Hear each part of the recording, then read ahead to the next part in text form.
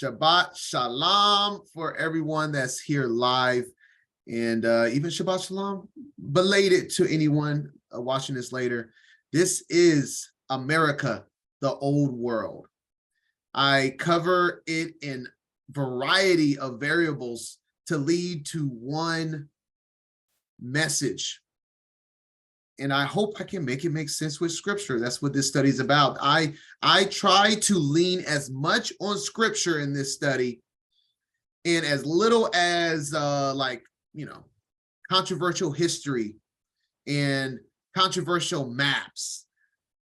I touch on certain maps to give reference and to give a visual of my understanding, but I try not to lean on it. So many people that I have, watched say, this is where Israel is, that is saying the state of Israel isn't Israel, which most people that are, fully awake believe that, but we're going to cover a little bit of everything in this study. So before we get going, let's give a prayer up to Abba and ask for him to lead this message and protect this line of fellowship.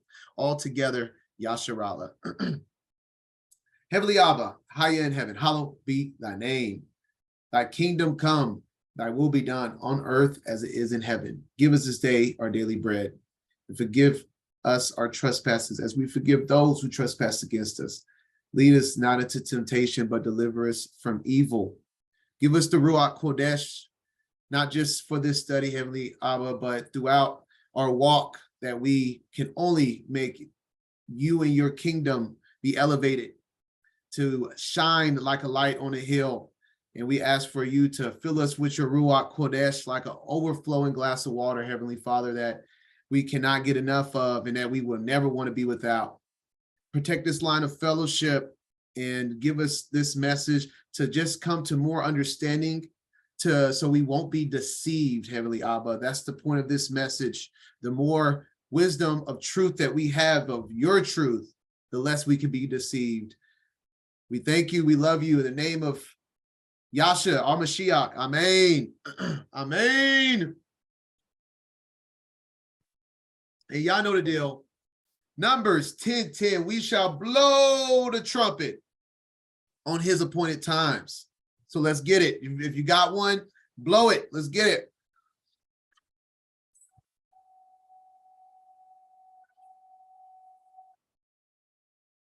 That was all right. All right.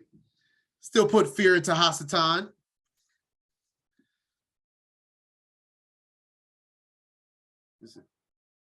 Oh, I hear my boo in the background. Come on. Yes, number 10:10 in the Targum.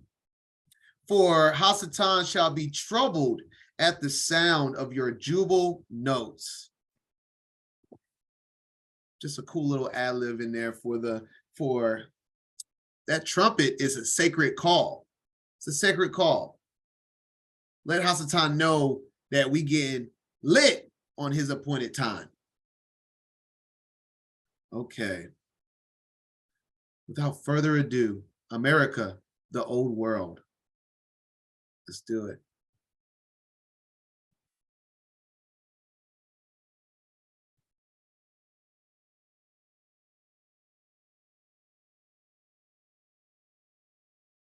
Present arms.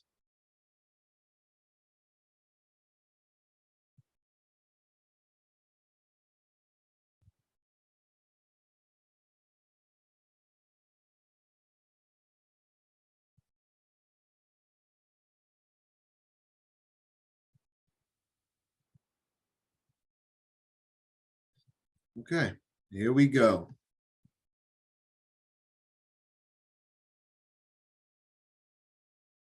America, the Old World. So let's just cut to the chase, right? Let's just cut to the chase. Here's the map that is going to be the blueprint of what this study's foundation is built on.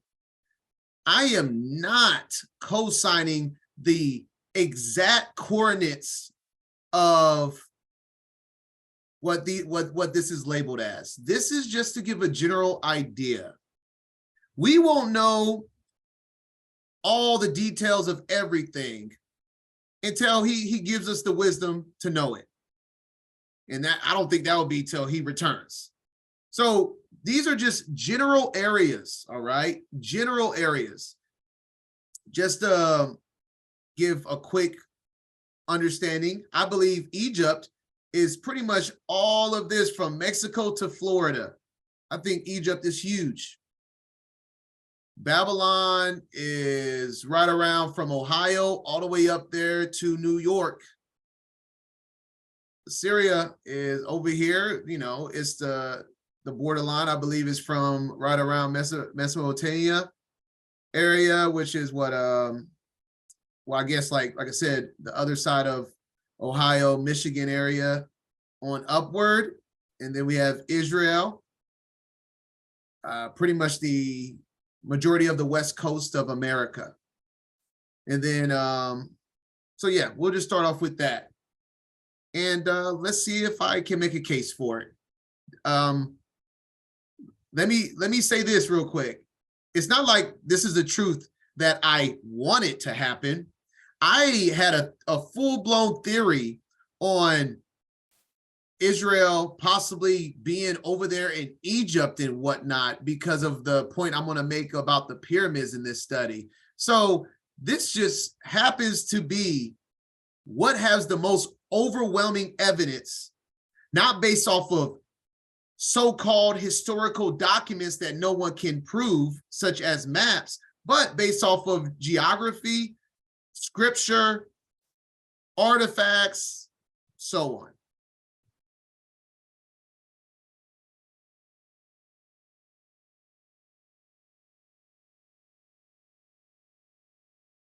First things first, let's talk about the actual so-called state of Israel, the modern state of Israel.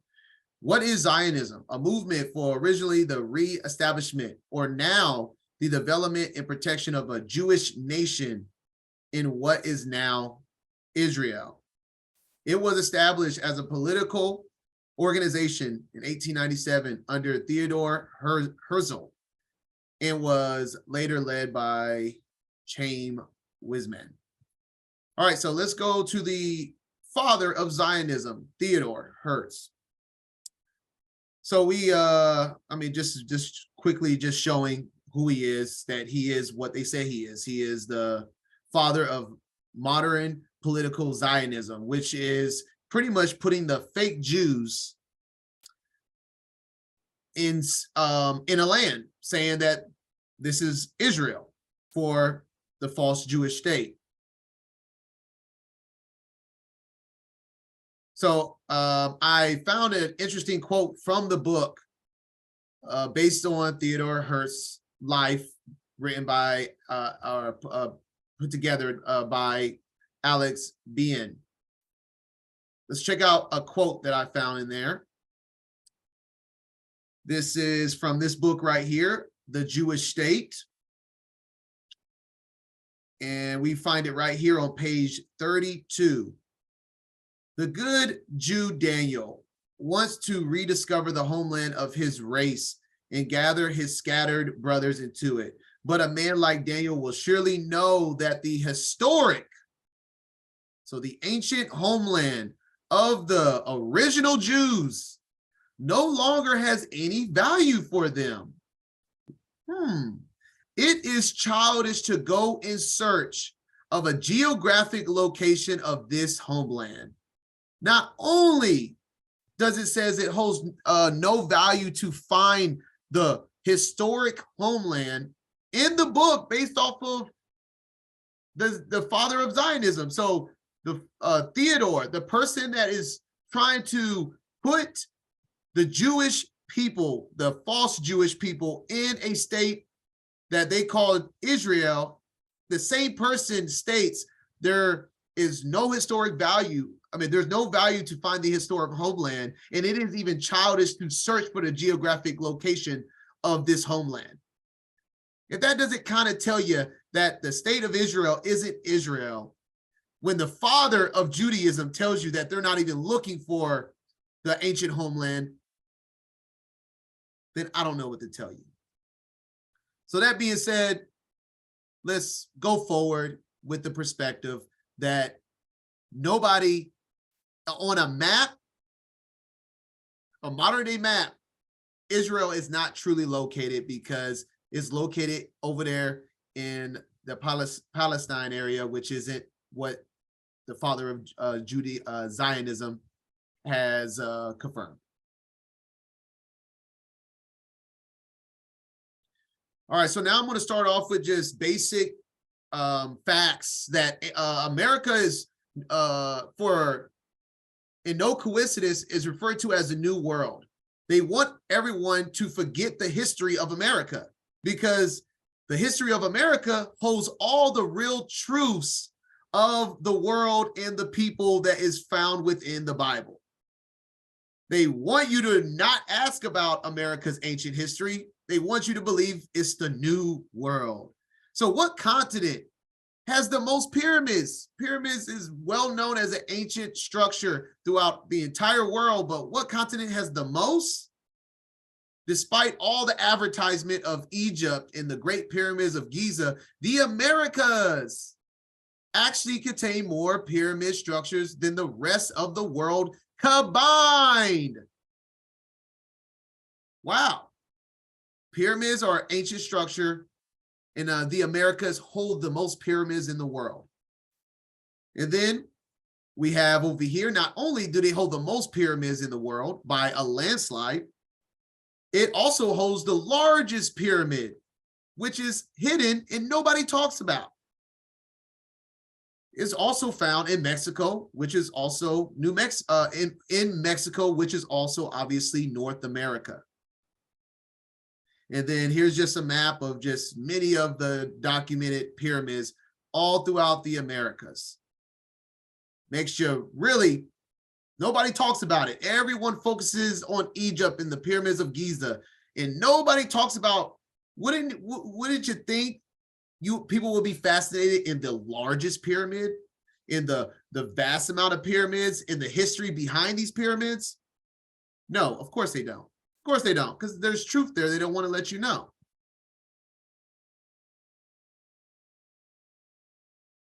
And I wanted to state this in the beginning for this study and for your perspective in the real world, so we're not deceived.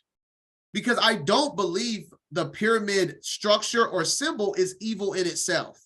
It has been, just like many things in this world, it has been flipped upside down and perverted to persuade you otherwise, that it isn't a structure that the Most High could use. I believe it's the eye.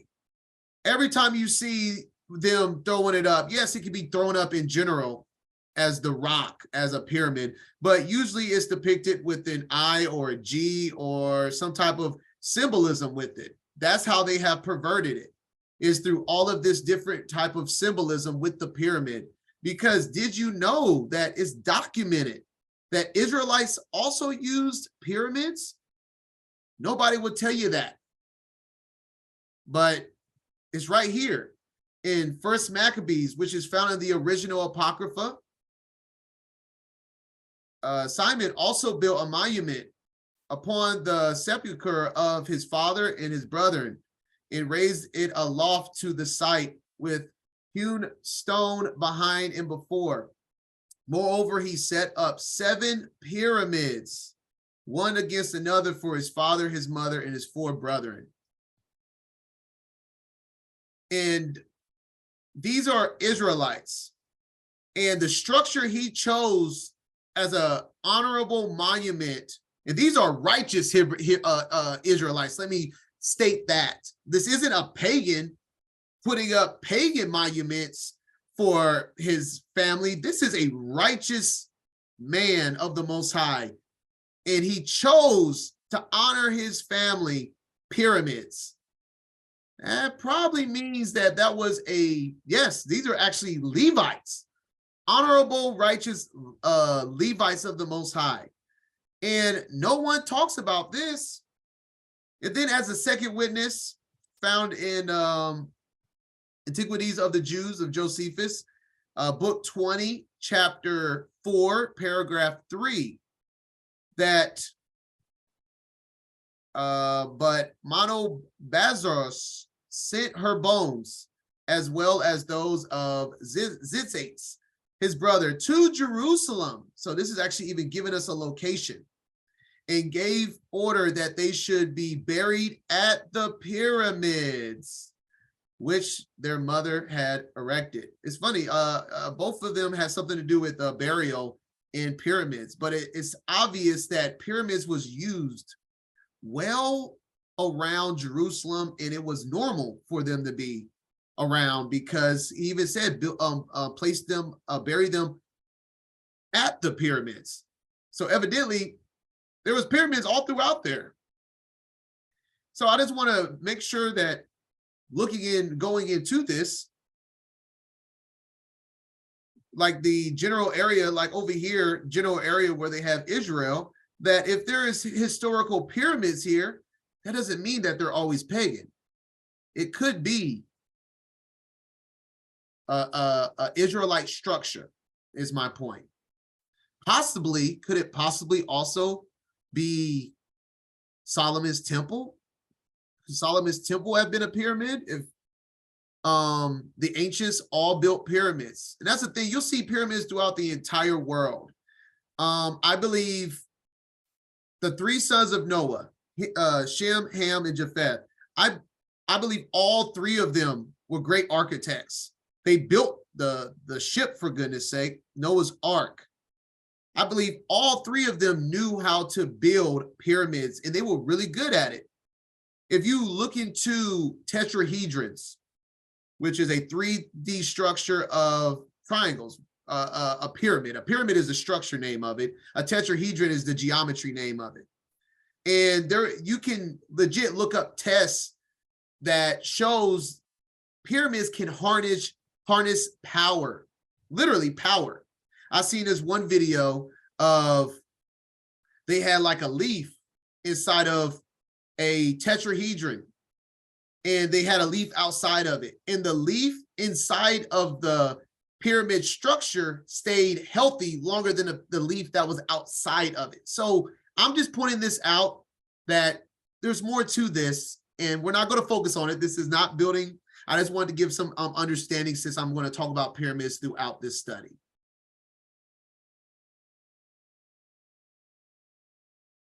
And the fact I mentioned would it be possible if Solomon's temple was a pyramid, if we've seen Israelites also building pyramids? Well, in scripture, do you know, it talks of a headstone. And unless I'm an educator, or I just missed another building structure, there's only one building structure that has a capstone, which is a headstone, meaning the structure comes up to a point where there's only one stone at the top, which is either called a headstone or a capstone. We read in Matthew 21:42 that Yahshua says unto them, did ye never read the scriptures? The stone which the builders rejected, the same is become the head of the corner. This is the Adon's doing, and it is marvelous in our eyes. Now we see why the pyramid, how it's been perverted. Messiah is the head of the corner. And what do they have the head of the head cornerstone in the pagan pyramids? This is what I was talking about. The eye of Horus, the eye of Ra, the eye of Hasatan, whatever you want to say it.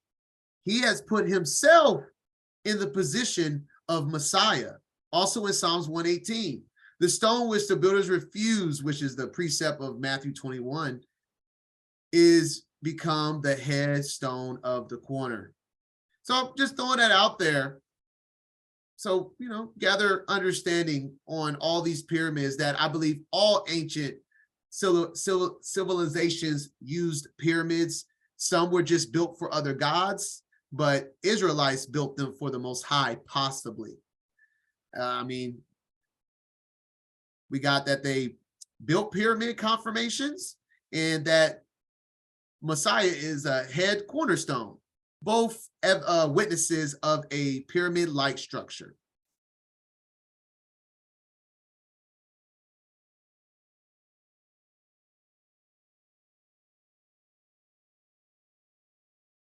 All right, now back to the study. We just got into a little bit of the pyramid. Just wanted to give understanding moving forward with that about the land. America is an ancient land. It's not a new world. It's an ancient land, possibly the most ancient land. That's why it has the most pyramids. That's why in America, we have so many findings of giants, which we know is the biblical Nephilim. And America is just filled with giant bones and discoveries, as this one right here found in Mexico. And I just give this guy a shout out on Instagram. If y'all, I'm not going to go into it, but if you want to look more into the giants of ancient America, just go check out this guy's page. He also has giants that's throughout the world, but you see how he focuses on just ancient America, because you could build an entire page on findings and discoveries just on ancient America. So I'm just showing this to build a case of a history before America that isn't talked about. And then we have Mounds, which is supposed to be the idea of the burial sites to these Nephilims and giants. We actually, where I live, we have a mound in our town park. We have a big old mound in our park. And what do you know? There's mounds all throughout the Americas. Even if y'all haven't, I meant to actually add it, but I forgot. Not that big of a deal. If y'all look up the Great Serpent Mound, Ohio is a very mysterious place, which I told you where I believe the Babylonians were, and they had a Great Serpent Mound, by no coincidence, in Ohio. Oops. So just showing that there's a lot of things to look into if you want to choose to further go down this rabbit hole, so-called.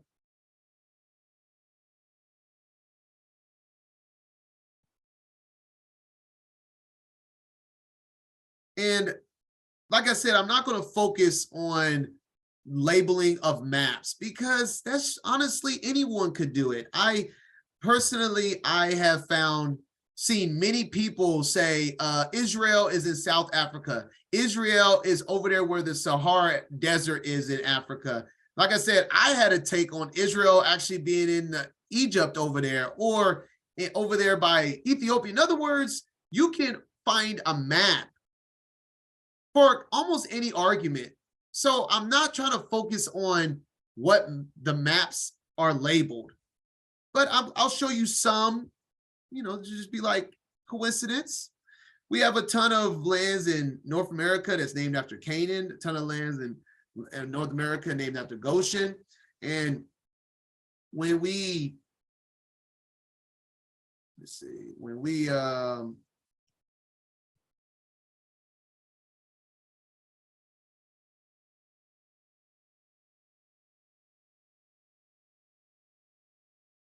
one sec. And then just to show one more page.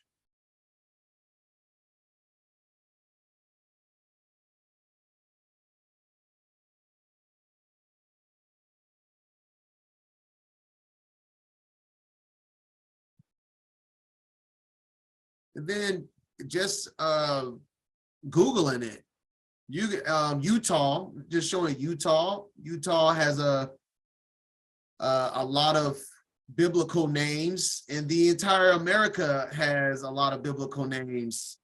And but you can look into this stuff yourself. I don't believe this is really great evidence. It just might be the fact that that they're showing us truth in plain sight, as they usually do. But I wouldn't use this as great evidence to prove this is the Americas. But it's interesting, and just showing you that there is many historical sites.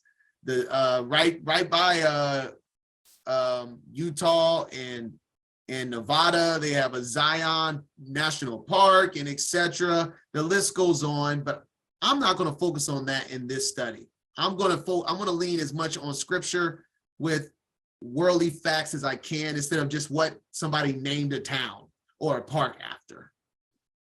Even though, like I said, it could be truth in plain sight, but I'm not going to lean on that in this study.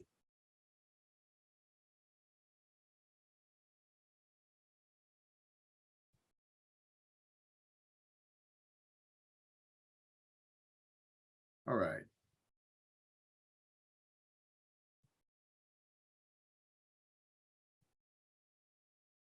Let's get back to it now. Oops.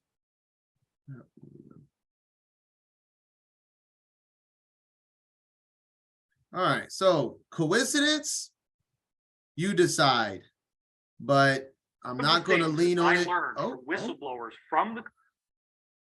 Or is it truth in plain sight?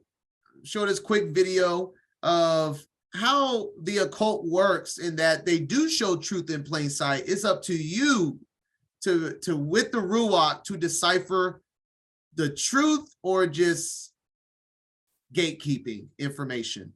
Let's listen up. One of the things that I learned from whistleblowers from the cabal itself is that they have to work within something they call the rules. And this is very, very important. So I really want to make sure that this gets into the film. The rules are a body of spiritual principles that they must follow in order to be allowed to exist. Now, what do I mean by allowed to exist? I mean that they are aware that there are benevolent forces that will prevent them from achieving their goals unless we give them permission. So why did they put this plan for 3 world wars on display in a book that's hanging there open behind glass in the British Museum Library of London? Because the rules state that they have to tell us what they're doing. Therefore, if we allow it to happen, we have consented to tyranny, we have consented to enslavement. So that being said, maybe that's why the names are in plain sight, because they have to show us. There's a lot of stuff in plain sight. There's a reason why I show this video, because we're going to see a lot of that. And right, just by the way, I wouldn't follow this guy. This guy's a part of the deception as well, but truth is truth. William Shakespeare. Oh my goodness, video's just playing without my permission. William Shakespeare said, "All the world's a stage, and all the men and women merely players. They have their exits and their interests, and one man in his time plays many parts. He acts being 7 ages." And the funniest part, he's saying this because he's doing the same thing. Because William Shakespeare is the same person as Francis Bacon. A theory first published in the mid-19th century suggests that Sir Francis Bacon was the real author of some, even all the plays that most of us believe were written by William Shakespeare. 100%. William Shakespeare is Francis Bacon, and Francis Bacon is said to be the editor of the KJV. I don't think none of it's coincidence. I just threw that little extra in there. But the main point by this is that all the world's a stage. All the world's a stage. And people like this tells you the truth, but people don't believe it. So now let's just watch the fact that they staged what they want us to believe is ancient Egypt. In plain sight, they're showing you that they're building Egypt as they're saying that this is Egypt. You won't see this in any other ancient site where they're building stuff from scratch. They're not like what's it called? Updating it or keeping the structure, from falling apart. They're literally building these structures from scratch, y'all. Let's take the video. After this, there is no turning back. You take the blue pill, the story ends. You wake up in your bed and believe whatever you want to believe. You take the red pill, you stay in Wonderland, and I show you how deep the rabbit hole goes.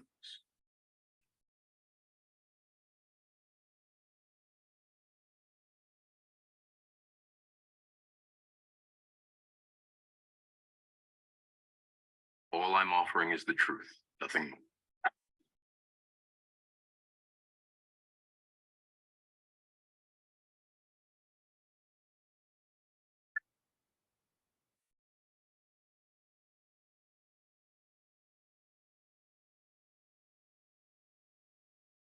Now, why in the world would a bunch of Europeans spend all their time and money building ancient Egypt that isn't built, building it from scratch? It doesn't make any sense. None. Why are they spending so much time and money on something that isn't their history? Unless there's a bigger picture. Unless there's something way bigger going on. You ever thought why they keep pointing and everyone keep acting like they're so fascinated with the pyramids of Giza? And I didn't even put on here when y'all go look at the original first picture of the Sphinx, how they've been pretty much just building this stuff in plain sight and no one's questioning it. Well, I got something to say. They want us. This is your last chance. They want us to believe Egypt is over there and we're just a copy of the original. I'm here to tell you, we are in a culture that's obsessed with Kemetic ancient Egyptian because we are in ancient Egypt. It's not a copy. Well, it is a copy, but it's not a copy based off of another nation. It's a copy based off of the original. Ancient America holds the geographic location of ancient Egypt. There's nothing new under the sun, y'all. Think about it. They're working so hard to make everyone believe. We already showed the evidence of the Zionism, the Zionist father, that he wasn't trying to find the homeland of Israel. So that means the location of Israel is wrong. Why would y'all think the location of Egypt is right? Just like how they did that with Israel, they did the same thing with Egypt. There's nothing new, nothing.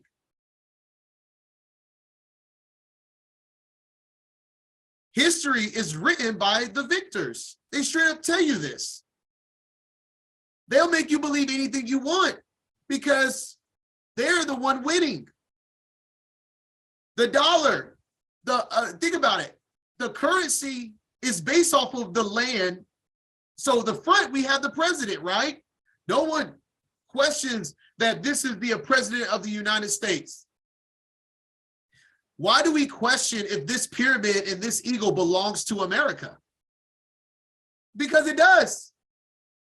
There's indigenous native falcons is to the land of the Americas and the bald eagle.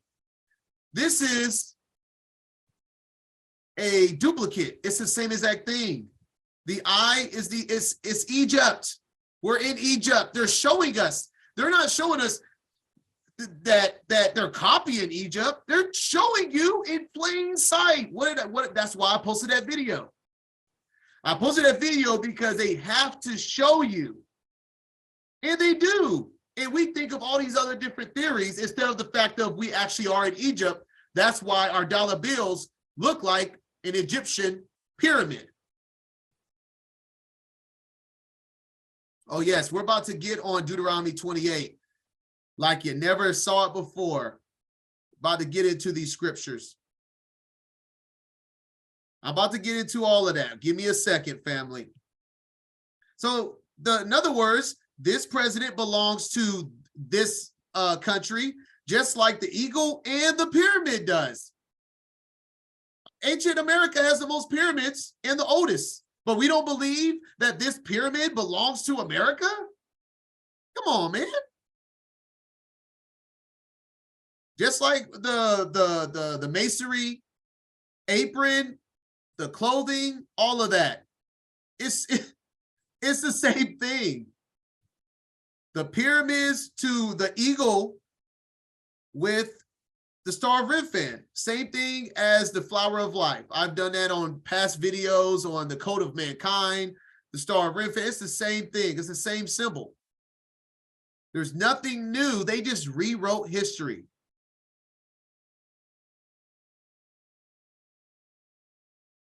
And then we have illustrations of some drawings of ancient times of America's maps.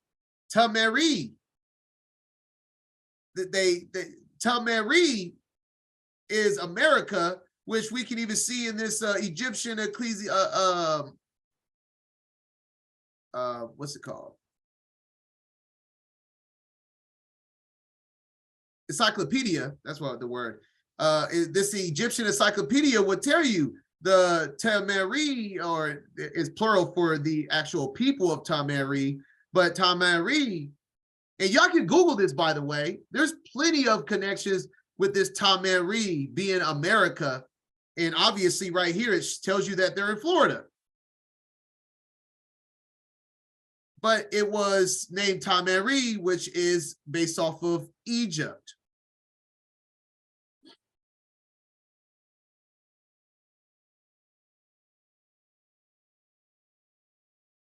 So who built these?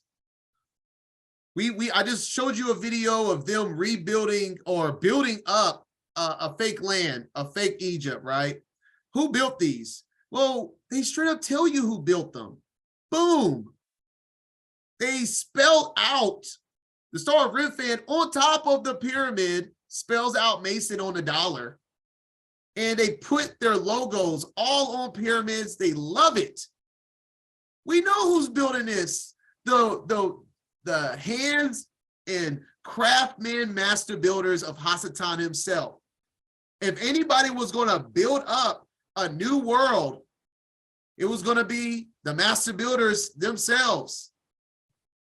And interesting point of view here. I don't know if everybody have seen the video reading of Gad the seer, but check this out. In Gad chapter 9, thus says Haya Sabaoth, I have heard what Hiram, king of Tyre, this is a well-known Freemason, by the way, one of the originals, has said, and what his princes and servants have said, and I am very pleased. Therefore, I will give him and his people a heart of wisdom and understanding to prepare my house where I have put my name, and that will cause his kingdom to grow, for I have chosen them and I will not reject them.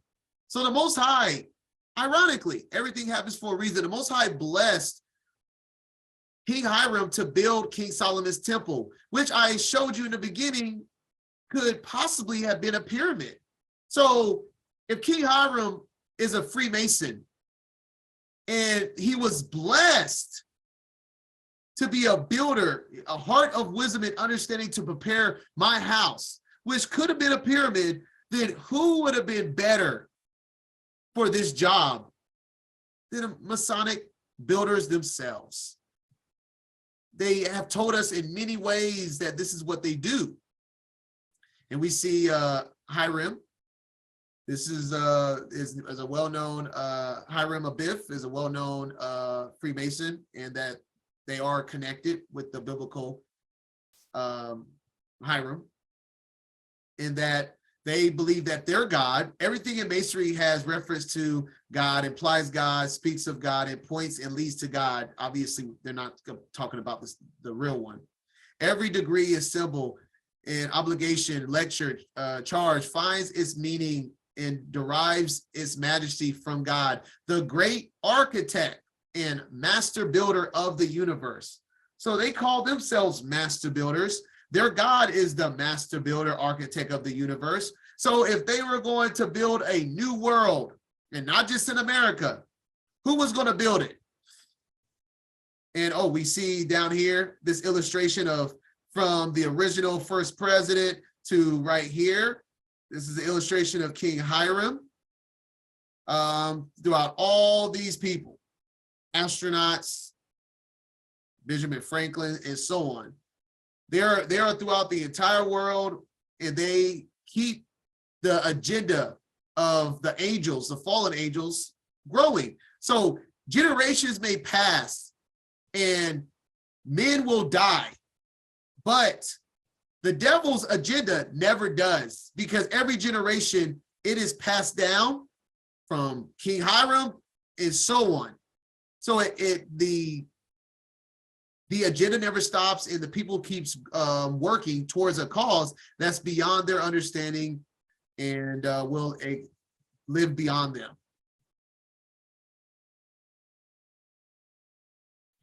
So all of this was made possible. Why don't nobody know who really built the pyramids? There's a reason why the pyramids of Giza. There's a reason why they keep it a mystery, because they did. The Masons of the world and of the historic times have been working together from generation to generation to build this reset that started from what is called the Dark Ages. There is that's a whole nother study. You can look into that, of the erased history, many different things that has been buried underwater, etc. But no one talks about it. And that's because it was a reset, which they call the Dark Ages. Usually from about the 5th to the 14th century. They just pretty much act like nothing was recorded. It's because they burned books. They destroyed buildings. They burnt down towns, cities, etc. They caused natural disasters to happen so things will be buried in history. You really think that it's a coincidence that we have a so-called dark age? Yes, mud floods, etc. It was a reset so that they could make a new truth. Right here, the term Dark Ages was coined by a scholar. Let me see. The Dark Ages were called that name due to the supposed period of decline in culture and science. There was little written documentation from the period to prove otherwise. And this was all by design. There's always people writing stuff, y'all. Like, really think about it. There's always scholars in every generation. There's always thinkers. You're telling me for 900 years, a whole millennium, there was barely any writing, but we can find structures and all of these historical facts buried around the world, but nobody was writing anything, no documents was made. That was a reset right here. This is how the time that we live in the history that people call truth has been able to exist because of the Dark Ages that they erased. And when did it get revived? When the Europeans revived it from Greece to Rome, which is called the Renaissance age. It started off in Italy, according to this, and then later on in England from, what was it? The 13th to the 14th century is when it started. Well, this one says, whichever, the timing frame. The Renaissance is the time where they reset history, called it the Dark Ages, buried towns, burned books, and then here comes the Renaissance. And why is the Renaissance so important? Because it cultivated a new change in art, knowledge, and culture, which changed the way people thought. Well, what do you know? That's the entire point of where we at now. That's when they were able to burn and erase old ancient maps. Because now you looking up maps, no one can find a map that's older than the 1500s.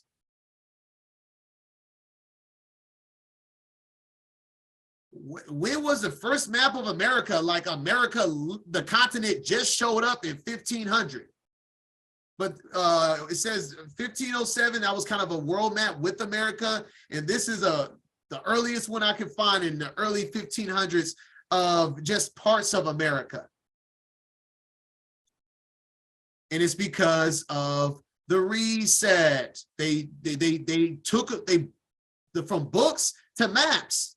So that's why I don't want to lean on random books and maps. because everything was reset for a reason. So if you're leaning on their books that they wrote in maps, you're falling for the deception. They want you to lean on the new change of knowledge that started from the Renaissance.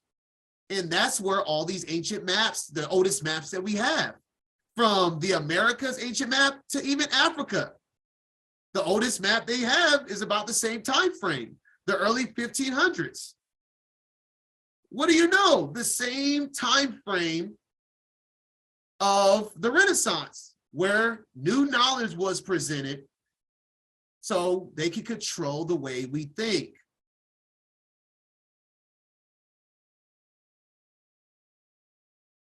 And remember, Renaissance was also huge on art. And now we're about to get into the first beginning of this study was kind of just getting you warmed up. We're about to get heavy into scripture. I wanted to get as much scripture, y'all know me, as possible.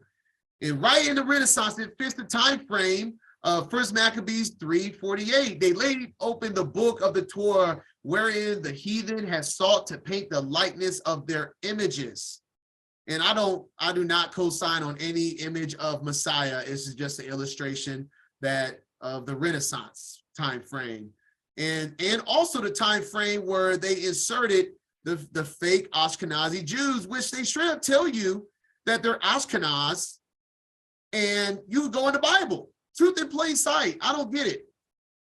I talked to my mama that believed in the fake Jews, and I said, so how do you decipher who is the Ashkenaz of Gomer to the Ashkenaz Jews if you believe that they're Jews?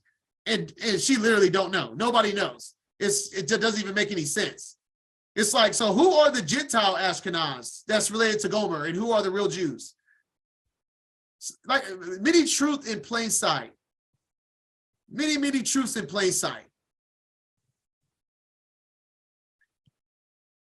Yes, there's been many resets. Of course, there's nothing new under the sun. Remember that. There's nothing new. What was will be again. So this is when all of this happened, from maps to books to what I just say about Francis Bacon, to the editing of the Bible. All of it was changed at the beginning of and during the Renaissance time, where it was a reset. So now let's get into it now.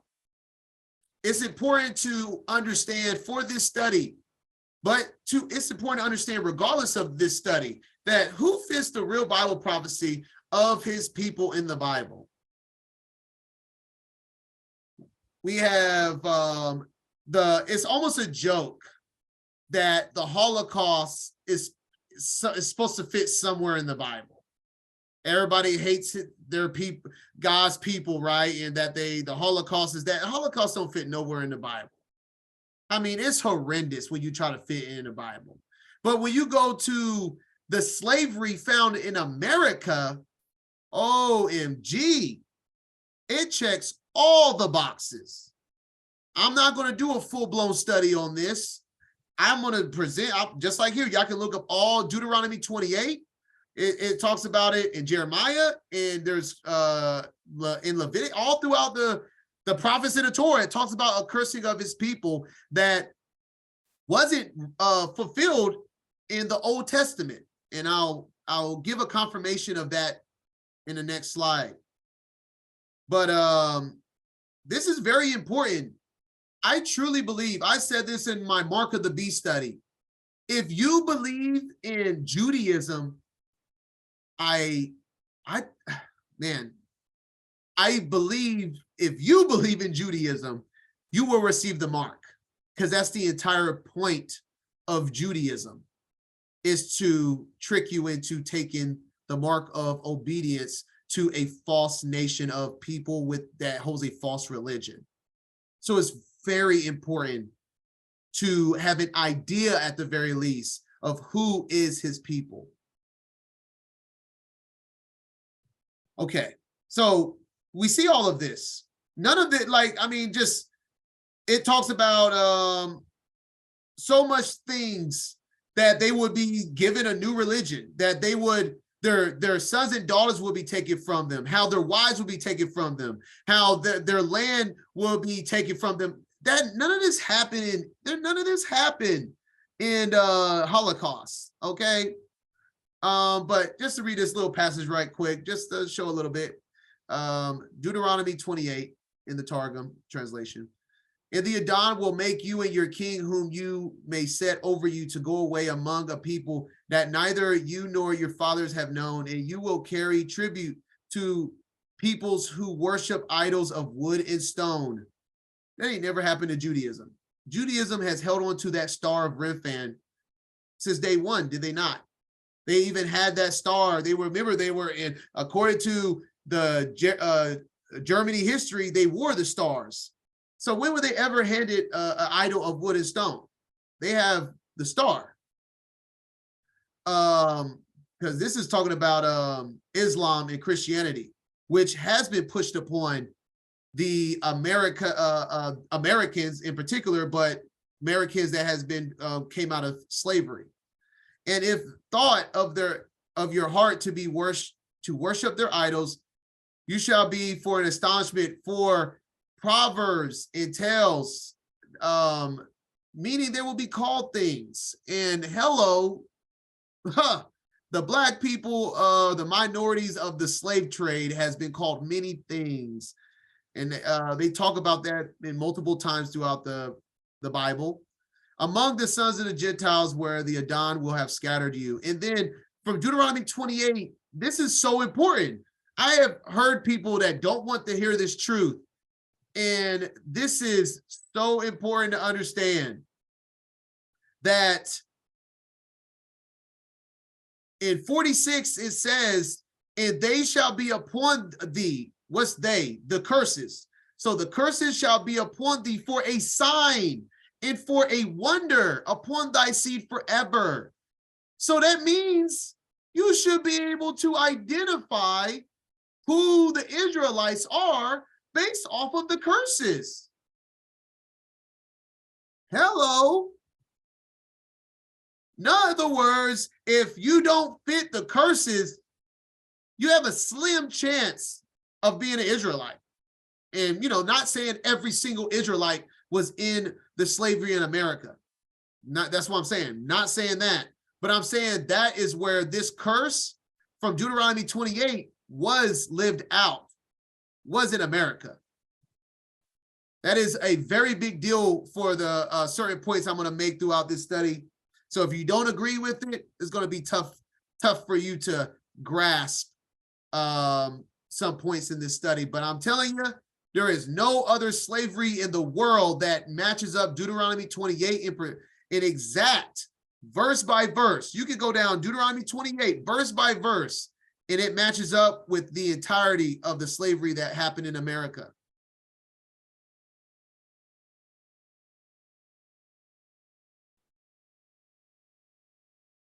So how also can we confirm that the slavery in America was a Bible prophecy of Deuteronomy 28? Well, it's because we have a 400-year prophecy of enslavement of Israelites that have never happened in the Bible, from the New to the Old, meaning it had to happen after the New Testament. There's no writings of this prophecy being fulfilled as a text within any of the texts. Genesis 15:13, and he said unto Abram, know of a surety that thy seed shall be a stranger in a land that is not theirs, and shall serve them, and they shall afflict them 400 years. And some people in mistranslations, what I'll tell you about the new translations or translated so we can't decipher the history. Because in the KJV, a modern day translation, it tells us that that prophecy was fulfilled when they dwelt in Egypt for 400 plus years. But this is wrong. The captivity of the Israelites was not in Egypt for 400 plus years. And that's huge, because this takes away the idea that this is a fulfillment of the prophecy found in Genesis 15:13. When we go into an older translation of the Septuagint, the same verse, it tells us that this time period of 430 years is actually split up. It was not in Egypt in captivity of them being servants in a stranger's land for that entire time frame. It tells us why they sojourned in the land of Egypt and the land of Canaan was 430 years. And we know Abraham wasn't serving no man when he was in Canaan. Abraham had his own land and his own flock, and he was very rich. So this prophecy cannot be a fulfillment of Egypt because they wasn't there for 400 years. Very pivotal point. And when we go into even the book of Jasher breaks it down as well. He actually tells us the breakdown. Jasher tells us that they were in the land of Mizraim, which is Egypt, in hard labor for 210 years. So we have Abraham, Isaac, and Jacob was in the land of Canaan for 220. And we have them being in the land of Egypt for 210, meaning prophecy of the 400 years of enslavement in a foreign land was not fulfilled in Egypt. And in the scripture, Egypt is the closest thing you can get to a 400 years of bondage in the Bible. Because when we look at historical enslavement of Israelites, you have the Egyptians, which was the longest in scriptural perspective. Then the Assyrians, Babylonians, Persians, Greek, Roman. None of these lasted 400 years. None of them. So that means the prophecy of the 400 years of his people with Deuteronomy 28. And that's another thing too. The Holocaust didn't last 400 years.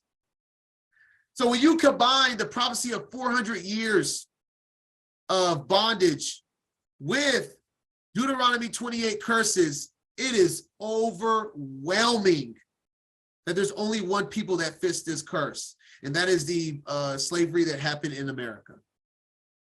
And I'm not real big on dates. I saw someone in the chat posted that Trump signed some document about the 400 years, and they have it starting in 1619. I'm not huge on when they started, but the bondage and the suppression of his people in America was well enough of 400 years, like well enough. And even when like the proclamation of the slavery and all that happened in 1800s, we know the Jim Crow laws to the bondage, the enslavement of the modern day prison system. There's been a lot of ways that they have been enslaving the so-called minority Black folks of the Americas. All right, I needed to do all of this. I told you this study was going to be a little bit of everywhere, but it's all building to say, to build a story. Yes, the Immaculate, oh my goodness. It's a patient proclamation. Yeah, goodness. I don't know why I'm struggling to say that right now. And I would like to say that too, if you want to go around the timing of 1619, there was a big movement and sign in the heavens in 2017. So give or take, there was a big awakening right around 400 years from around 1619. So seems legit. All right, so that's the foundation is huge, because now with that being said, check this out, family. What if I told y'all context is key, and I can prove to you that if you believe, anybody believes, and y'all can show this to anyone, because most Black folks that are waking up nowadays that they could possibly be an Israelite believes that based off of the bonds, the enslavement of Israelites in America is, the slaves of America are Israelites. And I can prove in scripture that if you believe that, America has to be the ancient land. Oh, before that, I forgot I had this point, that from the beginning of time, when Black folks started getting free and started getting opportunity, they've been trying to send you somewhere that you ain't never came from. And it's led by, if you are awake, you know all politics is all the devil. It's two different wings of the same bird. So when did a Back to Africa movement start? The 18th to the 19th century. European Americans, so white folks, white politicians started telling Black folks to return to the continent of Africa. So we have white politicians. Great. That sounds like that is all Hasatan, right? Then they said, how about we go from inside out? They started using Black folks to tell other Black folks to go to Africa. So this says Hall right here. This is Prince Hall. That is the father of Black Freemasonry. It's named after him, Prince Hall Freemasonry. So Prince Hall rallied to permit Black men in the army. Let me cut to the point. It says, United Boston's Black community to create the first Black school so they could indoctrinate Black folk and organized by Black citizens for Black children. He started a Back to Africa movement for more than 100 years before Marcus Garvey. Wow. So they used a Mason to infiltrate the Black community to make them believe they not even belong there. So if you believe all Black folks are from Africa, you're either listening to a white politician or a Black Freemason. These are the people telling you the truth, that Black folks need to go back to Africa and everyone's from Africa. Well, these are really good resources if you really believe you're from Africa, is it? Is it? No, I don't think so. This is the origin of the Back to Africa movement, y'all. And then we go, it says to Marcus Garvey. So let's go to Marcus Garvey. He started a universal Negro movement. And these movements and schools are all built on the backs of Prince Hall Freemasons, which are gatekeepers for the Black community to limit knowledge so they can get self-gain. And through his University Negro Improvement Association, Garvey also pushed to support the Back to Africa movement. So we have the original statement by white politicians. That a century later, we have Prince Hall Freemason start a Back to Africa movement. And then a century later, we have another Freemason, Prince Hall Freemason, starting a Back to Africa movement. And then just showing you here that they obviously are Freemasons, the African origins of Freemasonry. The first two names is Prince Hall and Marcus Garvey. These guys were substantial on making every Black person in America believe that they do not belong in America.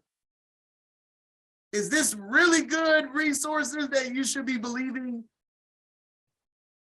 And this is all possible because how can you remember your history when they have eliminated your ancestors, put you in enslavement, and wouldn't allow you to read?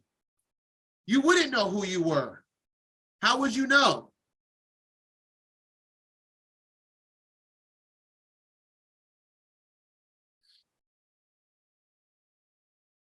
And I want to cover all these half-truths. There's nothing new under the sun. So I want to point this out. Look at all of this that's happening in the 19th century and the well, the 20th century, the 19th century, and the 18th century. So guess what, family? The Back to Africa movement is in the 21st century. Was the 21st century. It hasn't stopped. That's my point. So let's continue with the Back to Africa movement. They put, let me say this. I don't know this brother's heart. The brother that did the Hebrews to Negroes documentary that was elevated by Kyrie Irving. I don't know him. So this is not talking down on him, but deception is deception, regardless if you're pushing it or not. And I believe the core reason why this was pushed by Hasatan through his puppets, such as Kyrie Irving, is because this guy is also pushing back to Africa. I have actually watched quite a few before Kyrie and all of this. Back in 2020, I watched Hebrews to Negroes, and I watched a few of his videos on YouTube. He is an advocate on getting Black folks back to Africa. Just like this video, the publisher of this documentary is Ron Dalton. And I mean, look at it. Why did Ron Dalton, a Hebrew Israelite, escape America and move to South Africa? It's because it's the same thing. It's the same thing, family. It's back to Africa. So I believe that's the core reason why this is being pushed. It's all about pushing. If truth is going to come out, if people that look Black, not all Black folks, but some people that look Black, minorities, even other people that can look different colors, are truly Israelites, and the truth is coming out, then Hasatan is going to control the truth. So if it's going to come out, he brought it out through Kyrie and Kanye, making Black folks look aggressive, and to make them continually believe they need to go back to South Africa and take what this guy is pushing and go back to Africa when that's not even your homeland.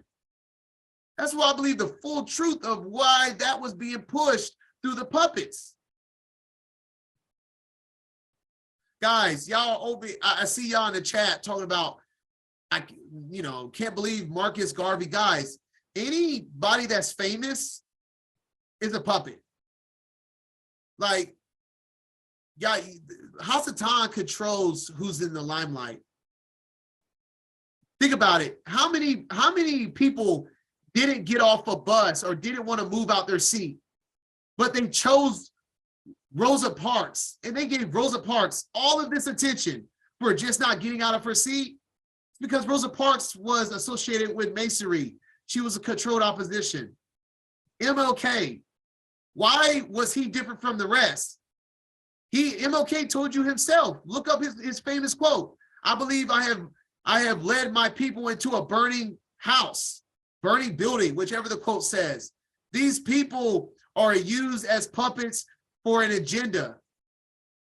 Martin Luther King was built to make Black folks want to be a part of the culture of the Europeans in America. That's what that is for. That's what the entire civil rights movement for. Instead of Black folks focusing on rising up by themselves, MLK was teaching Black folks to want to blend in with the pagan community. Yes, and to be associated with, yes, the Greek. That's why a lot of these sororities, fraternities are Greek alphabets. It's because they're controlled by white opposition. All right. All that stuff, this is all truth, man. All right. So that's why in all of the civil rights movements and people all support what?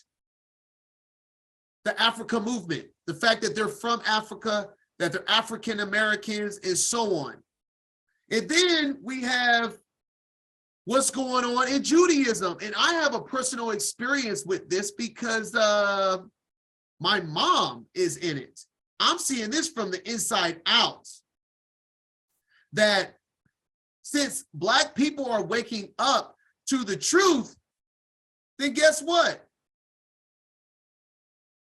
Judaism has even admitted that some Black folks can be Israelites, but they won't denounce that they aren't Israelites. They say we're one big family, right? Check this out. The soul of Judaism, Jews of African descent in America. You see that verbiage? African descent in America.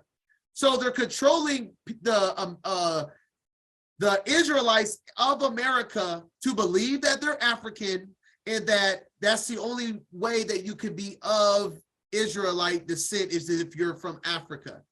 Also called right here, African-American converts finally recognized as Jews in Israel. And this is from the article, Ending a Drawn Out Legal Battle.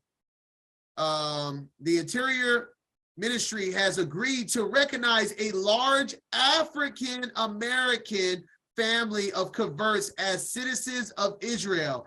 Guys, this is civil rights MLK 2.0. They're tricking you. Black folks in America should have never wanted to be a part of the indoctrinated school system that the Masons built in America. But they wanted to be a part and included instead of building their own, which led them to just be more indoctrinated. Now Black folks are waking up that they could be Israelites, and now this is what's happening again. They are saying, okay, we will admit that y'all could be Israel, but we won't denounce that we aren't.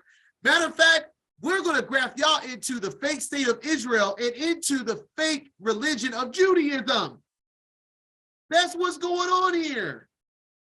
That is what's going on. This is what's going on with Black folks converting to Judaism. And over here, you see Hebrew Israelites with the Star of Red fan. This is the civil rights movement, the integration of that through religion all over again.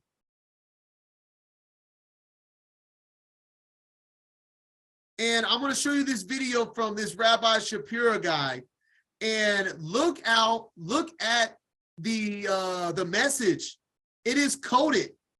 Check it out. Listen to what he says, and his whole message is built around to get the attentions of the African Americans, the Black people of America, because it's their job to make sure you don't fully wake up.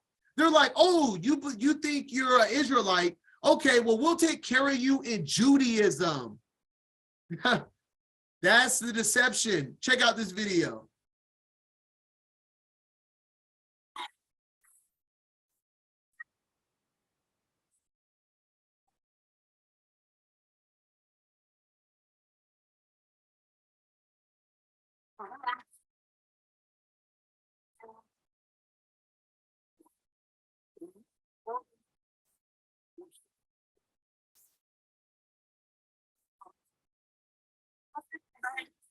Virus. You want to set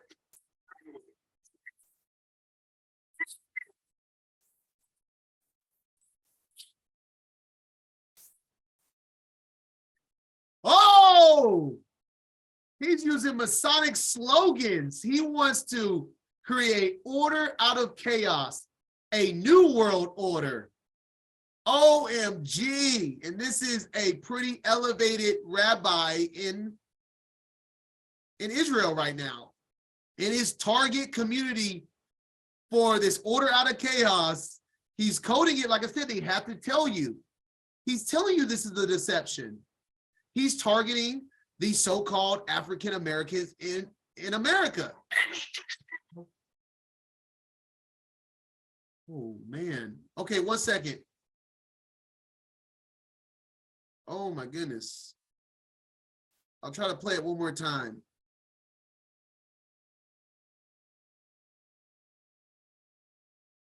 Y'all got to hear it. Y'all got to hear it. All right, let's try it now.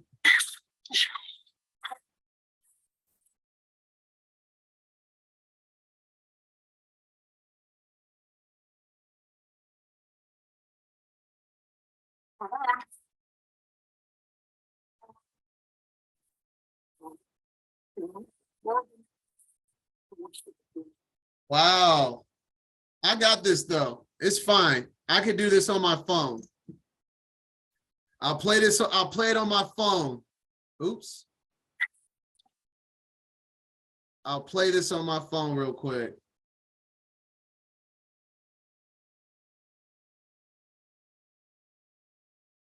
All right, 1 second.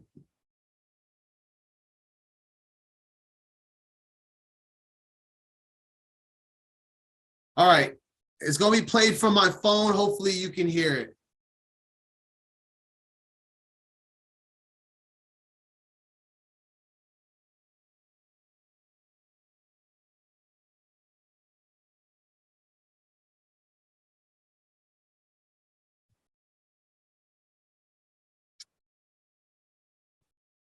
Oh, we're going to get this played.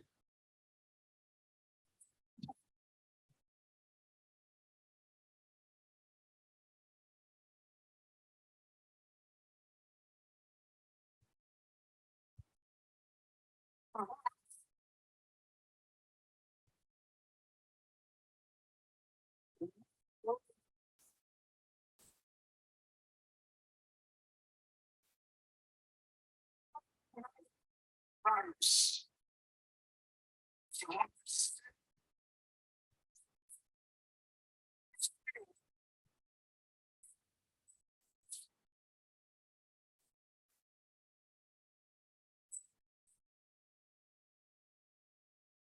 I'm going to play that. This guy has a really scrappy voice, but I'm going to play that one more time. I'll tell.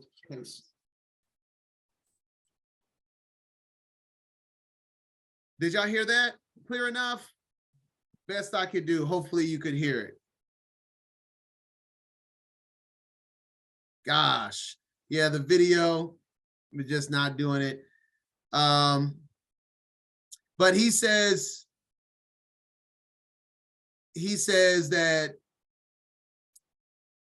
to the African Americans in America, the Most High through COVID-19 brought COVID-19 to create order out of chaos for a new world order of Messiah. Wow. That's all I can say is wow. I'll put it on my story later. And I'll keep it. If you're watching this later, I will keep this video saved just to message people that want to hear it. It's just, I'm just going to keep a little like 15, 20-second clip of that to show you that he's using verbiage, Masonic verbiage, order out of chaos, new world order in the same message that I was posting here about the soul of Judaism is Jews and African descents coming together. That's the whole point of that message, and it's built around a Masonic slogan. In other words, the entire movement is a trap. That's how they tell you in plain sight that it's a trap. But if you don't know, that's how you become deceived. I hope that's the only video that does that. I think I have at least one more video on here. I apologize for that.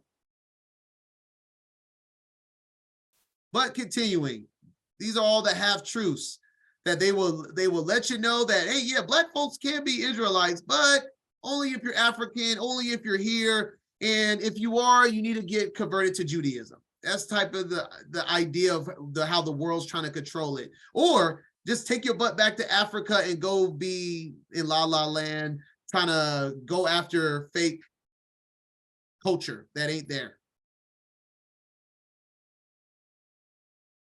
So I wanted to touch on this real quick because about the history of the slave trade, because it's really goofy when you think about it. You have these Europeans coming over here, and they have the so-called Indians, the natives of the land that they're battling with. They're trying to salvage food, etc. But in the midst of all of this, yeah, let's do a slave trade, even though there's people that's already native in the land that we're dealing with. and we're struggling to eat. But you know what? We're going to bring people over here that we can't even feed ourselves if we're struggling to eat, right? And what is going to happen with these so-called Indians that's in the land? The history is just jacked up when you really look at it with a different lens. First of all, from 1526 to 1800s, they brought over 12 million, depending on what you look at. People have it at 13 million people on ships. And from the 13 million, only 10 million of it made it because they wasted all that cargo of, if you look up the Middle Passage, meaning the Middle Passage of where they lost 3 million so-called Africans, is when they were throwing them off the boat because of whatever reason. So that's just economically stupid. You have at least 15% of your cargo is getting thrown off the ship. Who's paying for this stuff? And then we look at the numbers. They're bringing 30,000 over per year to 80,000 over per year. And when you look at the details, it took about 3 months, a one-way trip. And they carried only 250 to 600 slaves per ship. So if we go into the middle, let's say 400 slaves a ship, and it took 3 months to get there. Obviously, it takes some time to get 3 months to go back. In other words, you can only have time for maybe 2 trips, and that's max. So one ship can maybe transport 800 people. If you're doing 80,000, that means you got to have 100 ships doing this nonstop. And that's including the Middle Passage of them throwing away 15% of their people. It's just freaking everywhere. And just speaking of, also just talking about the lost lineage of Black Americans. After, I would even say less, with the bondage and enslavement and the uneducation and taking away books and reading. But your family tree go dark way before the 5 generations. So slavery lasted how long? After 150 years, you could tell those slaves anything they want, anything they wanted to say, and no slave could tell you who they were. After they killed off, and the next children that are, we see it right now in the computer age. This next generation couldn't tell you what a generation was like before computers. We see it in history books. They're already changing the verbiage of slavery in history books. The power of education and knowledge being passed down is a lost value in modern day time, especially when we're talking about the slavery in America. And then in the midst of all of this, so they were already bringing Black slaves from America before even the so-called Thanksgiving with the Pilgrims and so-called Indians. And what was Thanksgiving about? It was about the first autumn harvest for the Pilgrims. Like, put this in perspective. I just want to show how goofy this is. They're bringing over Africans, and they haven't even had a harvest in America yet. Oh my gosh, guys. Thanksgiving is supposed to be based off of a harvest of a land that they was not accustomed to. And you're telling me that before you have food to eat, you're bringing over other people that you have to feed before you had your first harvest in America. It's just goofy. I just wanted to say my 2 cents on how goofy the history is. Don't even make any sense. How is people eating? How is people funding this stuff when you're struggling? And at the same time, remember, they're supposed to be battling these savages, Indians at this same time either. So they're battling the savage Indians. They haven't got a harvest yet. People are dying from the cold, etc. But I have a bright idea. Let's start bringing slaves over from another continent. in the midst of all of that? How about y'all enslave the people that over the land that y'all capture? You know, like anybody would do. If you capture a land, you enslave the people of the land. You don't capture a land, kill the people of the land, and then right across the ocean where you need hundreds of ships and people and cargo, oil. I mean, oh my goodness. I just wanted to say this. It's just goofy. It's real goofy.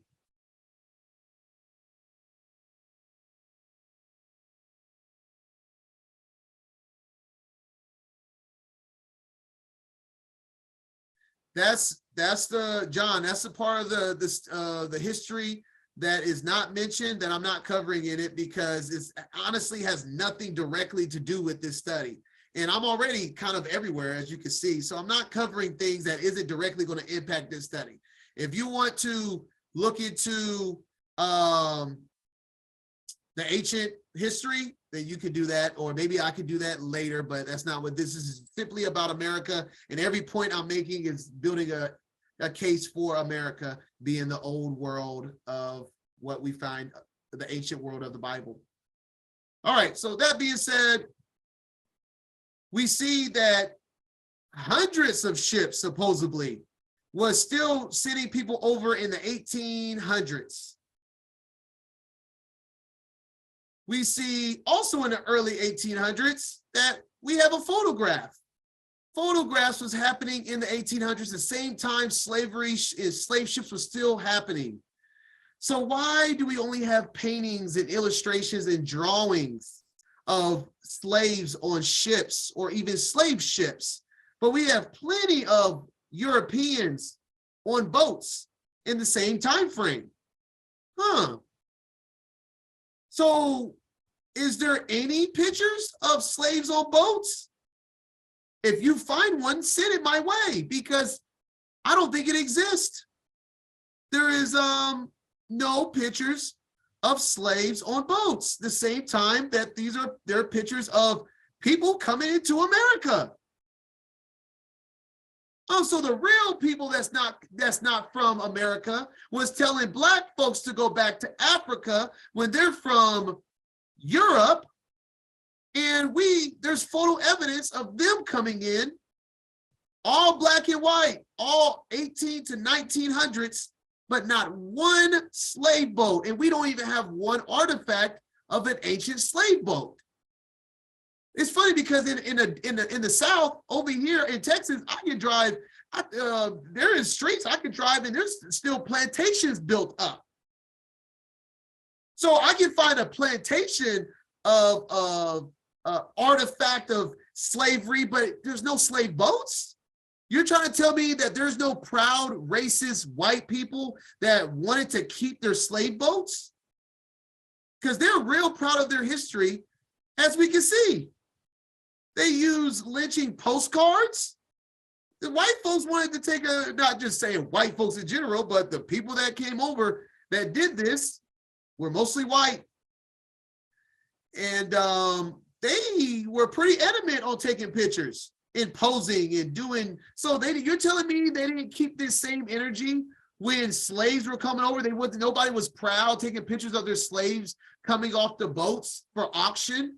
And no, but they take pictures of lynchings and use them as postcards. It's just not consistent. And we see that once again, another Bible verse that coincides with Black folks in America. This Deuteronomy 21, and all throughout the New Testament, with the way Messiah was, well, I don't think Messiah was hung this way, but he was hung by a tree, but just by nails. But in Deuteronomy 21:23, and his body shall not remain all night upon the tree, but thou shalt in any wise bury him that day. For he that is hanged is accursed of Allahai.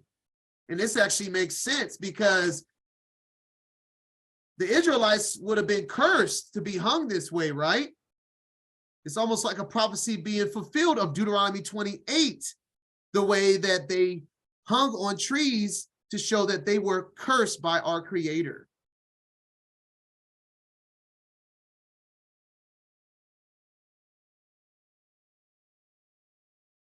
All right, here we go.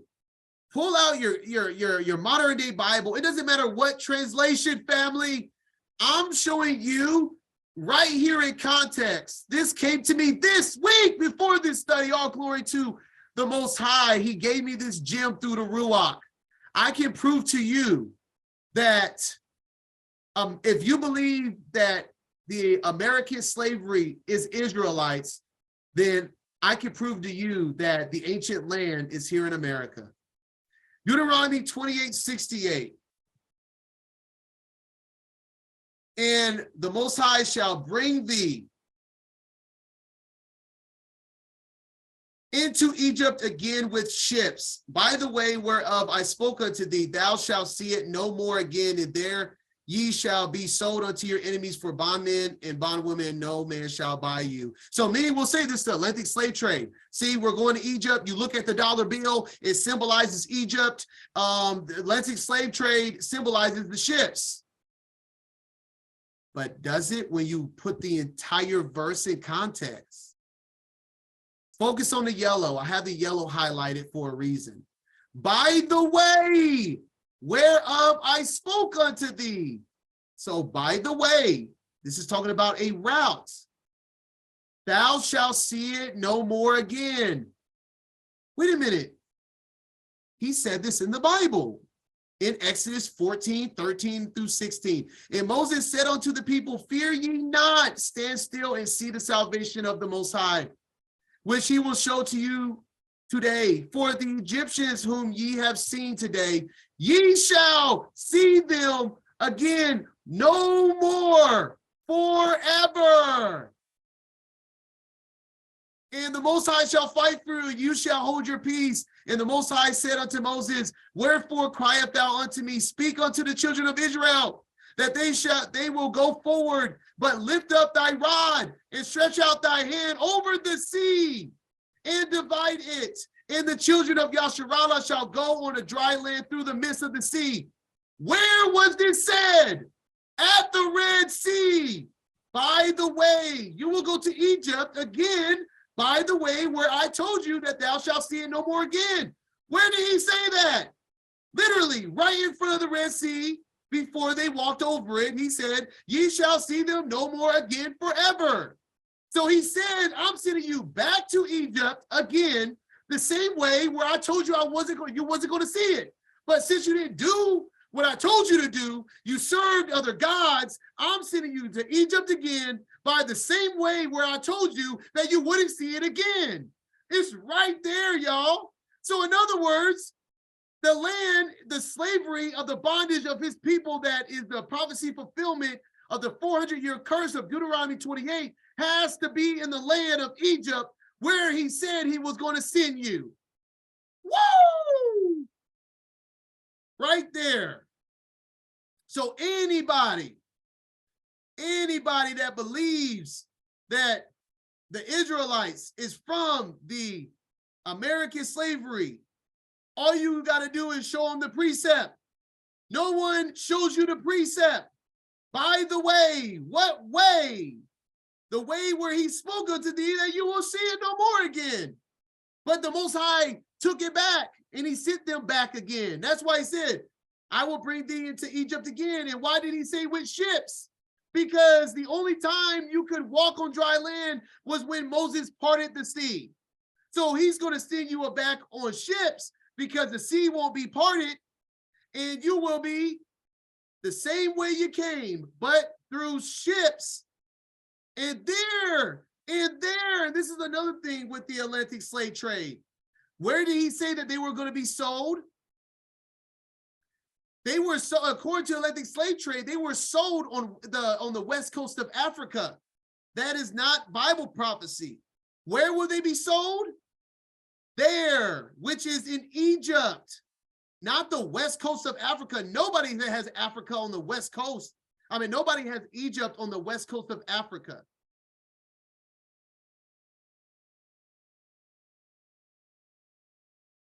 There ye shall be sold unto your enemies, not on the west coast of Africa. None of that fits. So we see that you will be sold again, you will be shipped to Egypt again, and that's where you will be sold. All right here, and none of that fits the Atlantic slave trade. The Atlantic slave trade never happened. That's the point. That's why I wanted to show you the facts that they give us with the slave boats and the timing, with no evidence, no pictures, no boats. There's not one intact boat that you could go and look at of a slave boat, because it never existed. Not one picture, because the Atlantic slave trade never existed. That's why they started this back to Africa stuff. All of it was at the same time.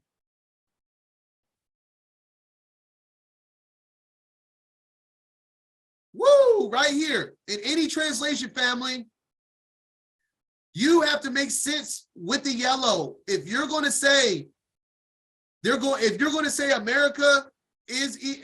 America is a symbolic Egypt, then you have to make sense with what I highlighted in the yellow. And it's clearly quoting Exodus 14:13, which will have you in the same place.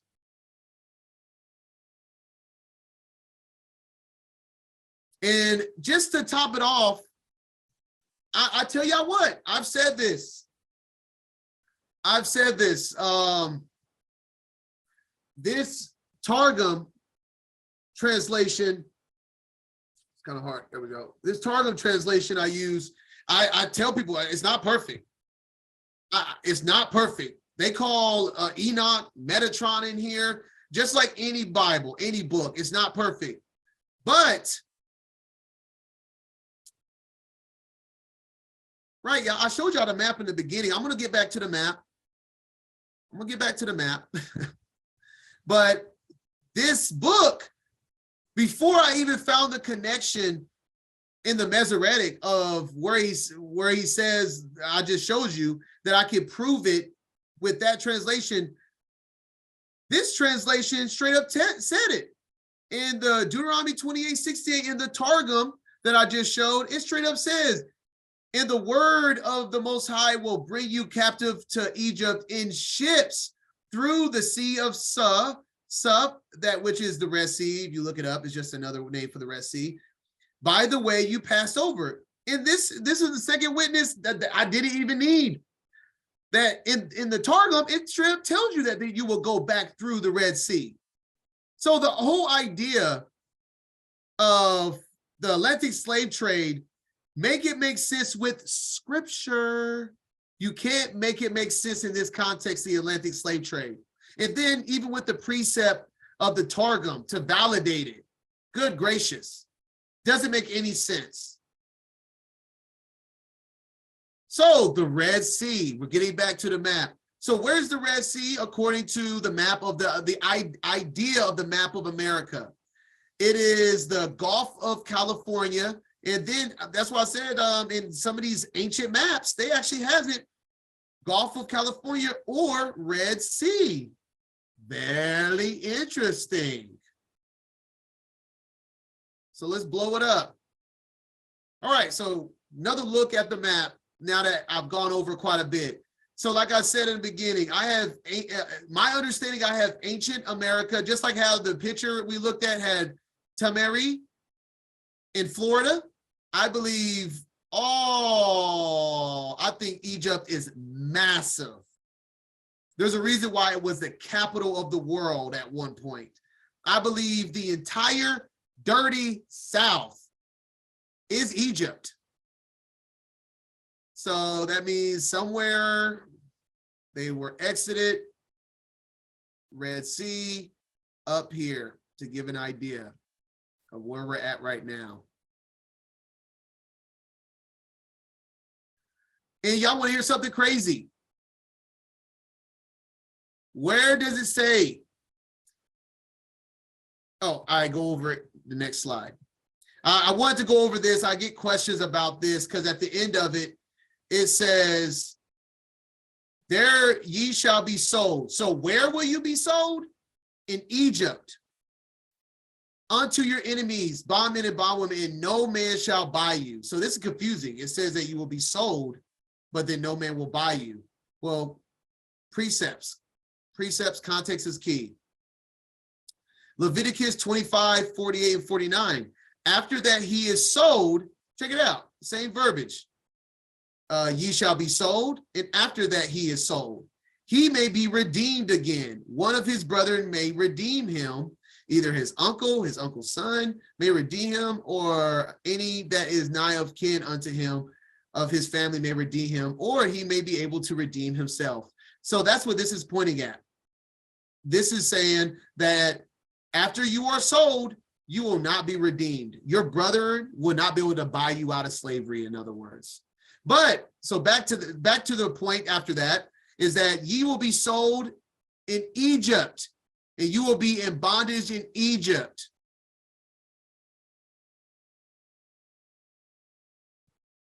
Check this out. You will go back to Egypt, and that's where you will be sold. Look at this, family. Where was slavery in America? Can't even make this up. Slavery is where Egypt is. He straight up said, I will send you back through the Red Sea, and you will be sold in Egypt. OMG. We think it was political that slavery wasn't in the north or wasn't over here. It wasn't political, it was spiritual. Because the curse was that his people would be slaves in Egypt for 400 years. That's what the curse was. Can't make this up. So they literally was enslaved in Egypt. That's why, that's the real reason, not political reasons. This is the real reason why slavery was only in the South. Unbelievable. The connections is just crazy. Let's continue. So when it says back to Egypt again, he ain't playing. He is not playing. It's the same place. It's the same logo. But not this type of ships. The same the same word, labor. Well, not the same word, but labor. All of the curses of Deuteronomy is fulfilled in the slavery of America. The same bird, the same obelisk. They're all here. We're not symbolically in Egypt, or at least the south of America is the dirty south. It is Egypt, family.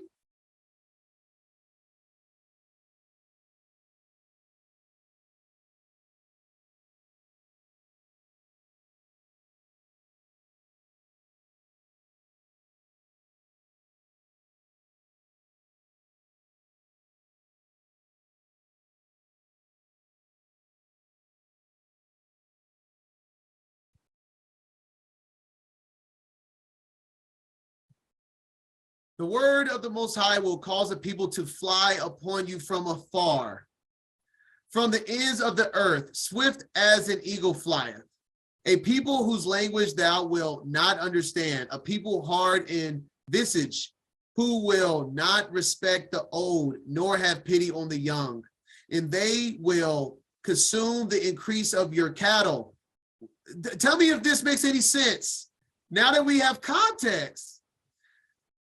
If the Deuteronomy 28 is the enslavement of America, who came over here with cattle?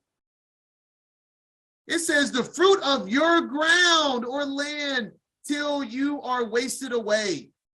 It says that they will steal your land and your cattle. Guys, if they came from the west coast of Africa and was brought over here, then they never stole your land or your cattle.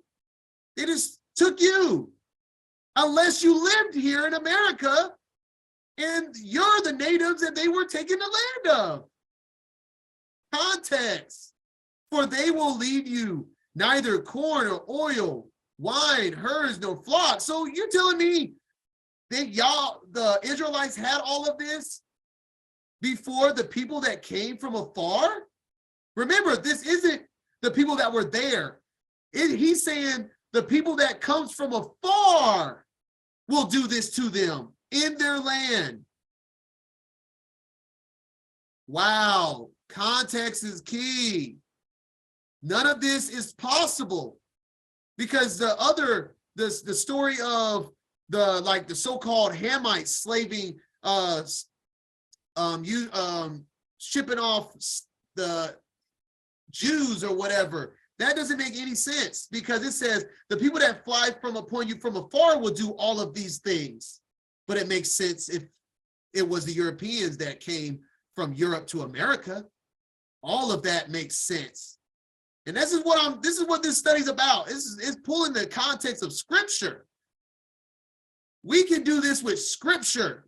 We don't need to focus everything on a map. We're going to use it a little bit to give context, but all of this is Scripture. None of this makes any sense with the Atlantic slave trade. Oh, wow. Blair, what a way to end Black History Month. Yes, I didn't even realize that. The last day of Black History Month. Let's slap it in his face. Crazy, crazy, crazy.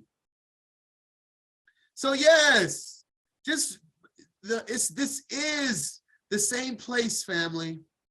Context is key. The land that they were stealing from the natives and all that stuff on Thanksgiving is the natives of the lands of Americas, which is, like I said, it's not just Israelites. It's multiple nations. All right, so let's talk about the Moors real quick. I want to talk about some of these points, so, because trying to be well-rounded. So many people ask the questions in the chat. I answer a majority of these by the end of this study. Like my wife said, a lot of these questions, wait till the end of the study, I'll get to. Who are the Moors? Well, let's Deuteronomy 29, verse 1 is the first verse after Deuteronomy 28. Ironically, these are the words of the covenant which the Most High commanded Moshe to ratify with the children of Israel in the land of Moab. In the land of Moab. In the land of Moab. So if Japheth, the seed of Japheth, the Europeans comes over and they need help to enslave the Israelites, who would you use that would know the land? How about the children of Moab that could be referred to as Moors? There's a reason why they show you truth in plain sight. And look at this Moor in this video. This picture. He's literally holding the map. He's holding the map. Look at the checkered floor. There's truth in plain sight. They're showing you truth in plain sight.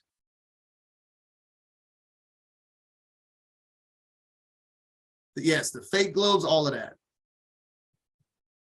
So let's continue with this. Did you know in the Geneva translation, I actually included it because it actually calls him a Moor in the name. So it confirms that this is a Moor, and it even calls George Washington the Scottish Rite in the Scottish Rite Museum, because everybody knows George Washington's a Mason and we have a Moor. That they Black Moor was actually in Jeremiah 38:12. We have a passage that in Ethiopian was actually called a Black Moor. Well, that's interesting because, Black Moors are also depicted outside of the Bible, and mostly importantly, at the time of when the Europeans came over and needed help navigating and whatnot.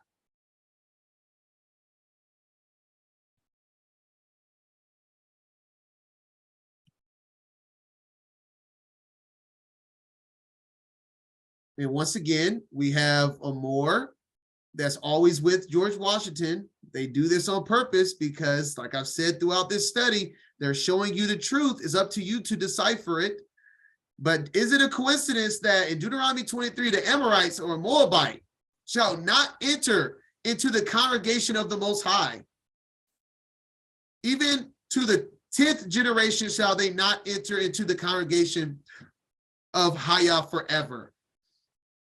Well, I don't think this is a coincidence. Out of all the people to be helping the people that enslaves the Israelites would be someone that is banned from being a part of the congregation. Check this out in Nehemiah. This sounds exactly what we're in today. Check this out. Nehemiah 13, 1 through 3. On that day, they read in the book of Moses in the audience of the people, and therein was found written that the Amorite and the Moabite should not come into the congregation of Elohim forever, because they met not the children of Israel with bread and with water, but hired Balaam against them. It's almost like history repeating itself, right? They hired Balaam, the devil, against them, that they should curse them. Oh my goodness, who carried out the curses of Deuteronomy 28? Good gracious, who carried out the curses? Howbeit our Elohim turned the curse into a blessing. Whoa, we're in this time. Now it came to pass when they had heard the law that they separated from Israel all the mixed multitude. We are separating ourselves, right? We have read the law, and we are separating ourselves. Instead of being a part of everybody, we have separated ourselves. Very, very interesting passage there in Nehemiah. Nothing new.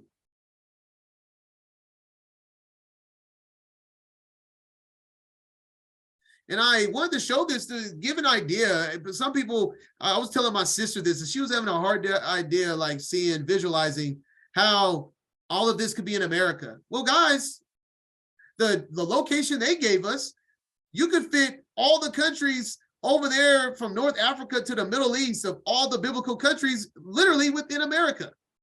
If you take away these big, especially if you take away these big pockets of water that's not actually within it, you can fit all of these countries within America, to just give understanding that how it could all fit within. Not saying these are true, but I am saying that they did build these on certain locations to help match up as much to biblical standpoints, though. They didn't just pick any land. It was strategically built at these positions. Just like right here on the latitude line, they have the general area of Israel over here, the same latitude of the general area of Israel in America. And then from Mexico to the dirty south is kind of in the same line as the fake Egypt over there. There's a reason why they're doing this. They're trying to get as close as possible, right? How it lines up, especially with the weather and what comes with the weather. So when we go a step further with this, we see that even like a lot of people have Utah. I'm not confirming or denying, just give an idea of a lot of connections. That's all I'm showing you. A lot of people have Utah being where Jerusalem is, and the Dead Sea mimics the same look as the Great Salt Lake.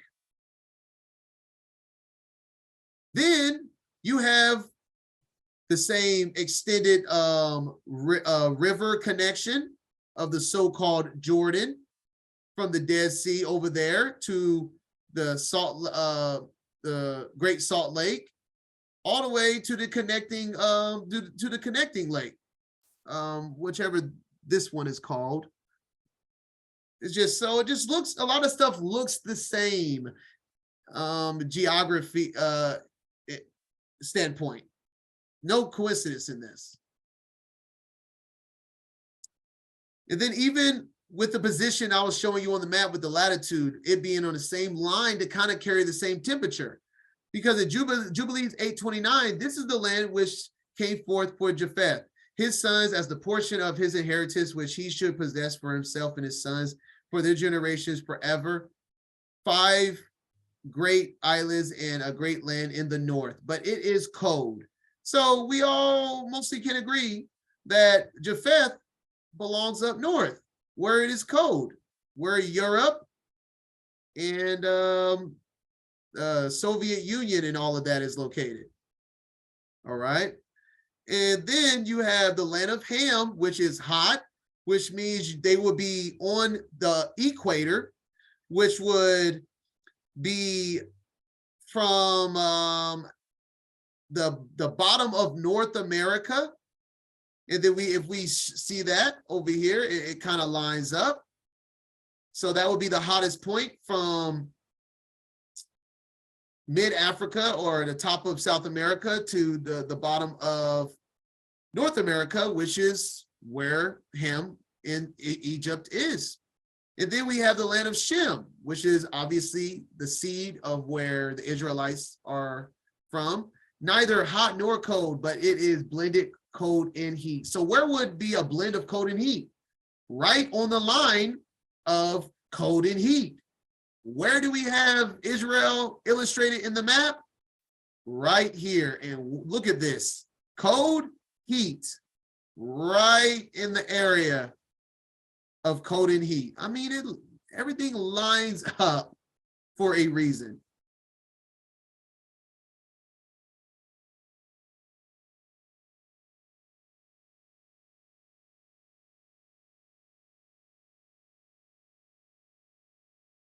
Ham's son, the land of Canaan is named after the son of Ham. That has nothing to do with what land was given to Shem. Has nothing to do with this verse.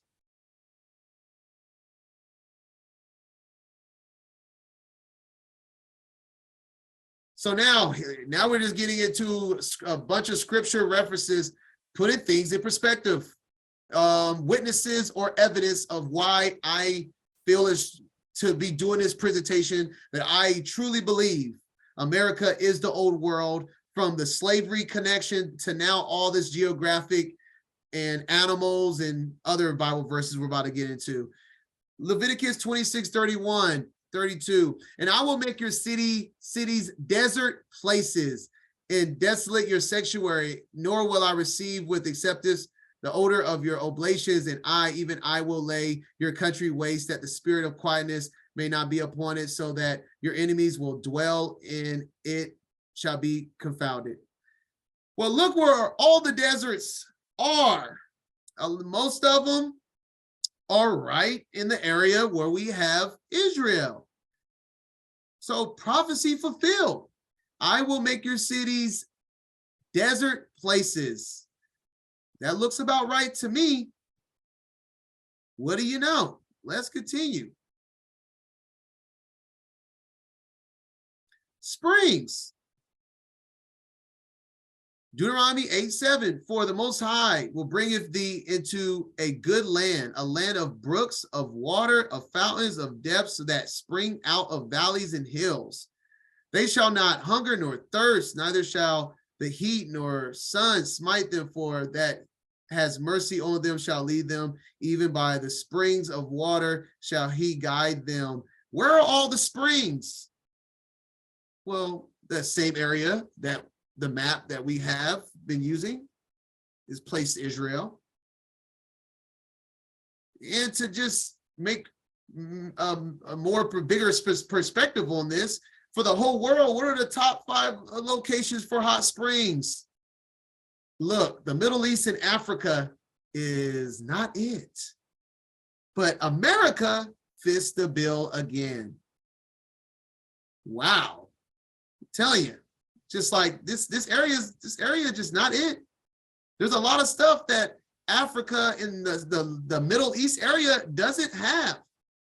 That's in Bible prophecy, or that's just in Bible. And then, you know, what has been will be again. There's nothing new under the sun. And the same things, things are named after Bible things in the New World. Jerusalem oak is in Western North America. The Jerusalem cricket originates in Western North America. The Jerusalem artichoke is indigenous to Western North America. It's no coincidences, right? That things named after Jerusalem are not only indigenous to the Americas, but to Western North America, which is where Israel is at. And then we see corn mentioned throughout the Bible. Well, where is corn native to? Mexico, aka North America again. And this is old times. This is old times. So a lot of stuff can be traded and is throughout the world now. But if you don't have at least the majority of these crops and these things of the land, it can't be it in ancient times.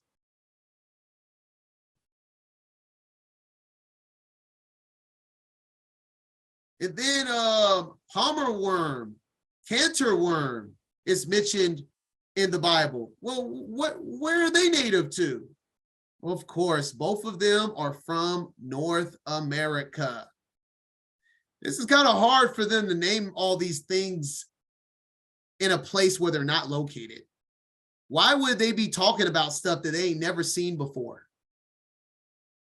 I would say one of the few things that I looked up that wasn't native to North America was like fig trees.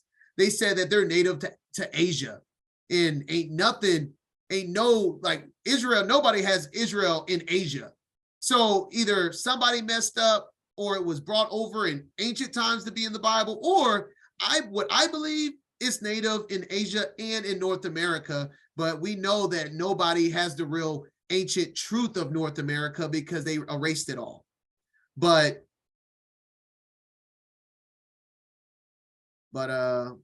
yeah. Yes, nice point. The sons of Jacob had to go to Egypt for corn, and obviously it was abundant there. It's the original spot that corn was at.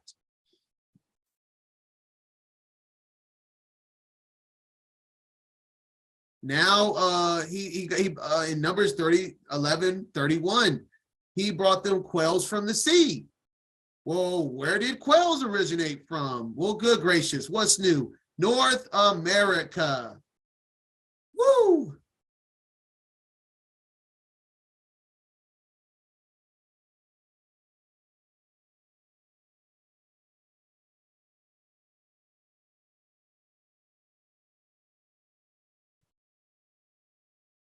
All right.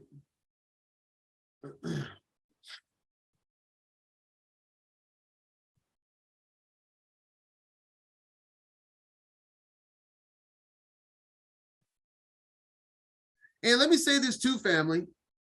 Like looking up stuff, it's not the fact of all this information is perfect.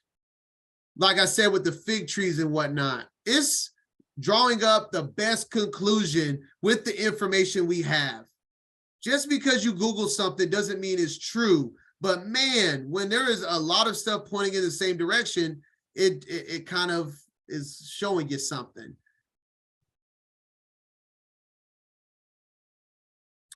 Isaiah 59:11, Isaiah 38:14, both talk about mourning doves, doves that mourn. And where are mourning doves originally from? You guessed it, North America.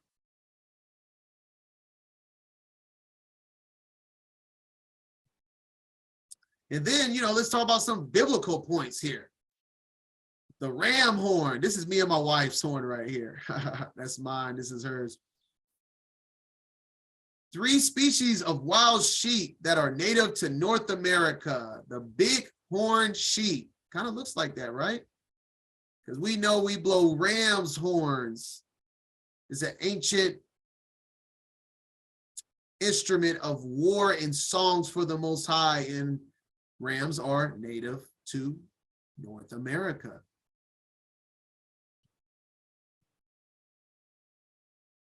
Wild goats is mentioned in the Old Testament.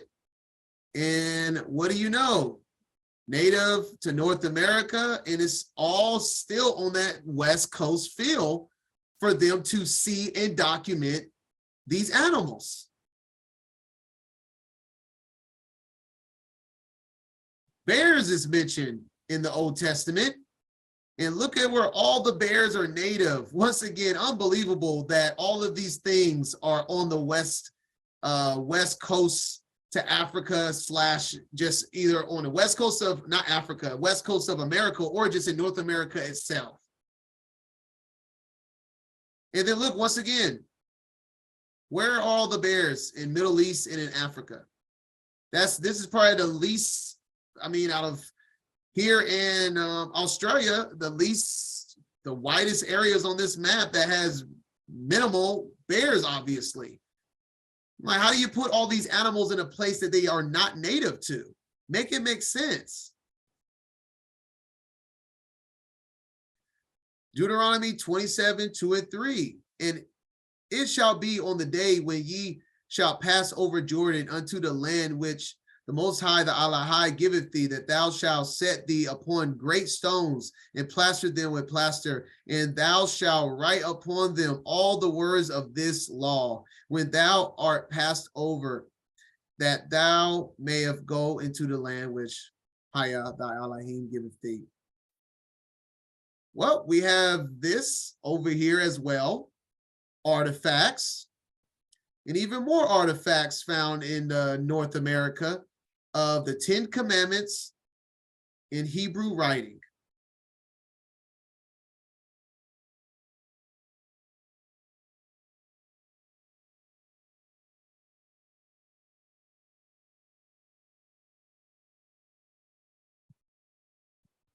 And these artifacts found in America, they had to think of a plan to explain all these artifacts. Like someone mentioned earlier about, we didn't get into the Egyptian stuff yet, but all the Egyptian artifacts found in the Grand Canyon and stuff, they had to figure out some type of deal on to do with these type of artifacts. So what did they do? They created a religion to gatekeep this information. We know that every single one of these people were Masons. And if you're looking to follow the Sabbath, well, then we have a religion for that, due to Seventh-day Adventists. You look at the Bible a different way. You could go from Baptist to Pentecostal to Jehovah's Witness.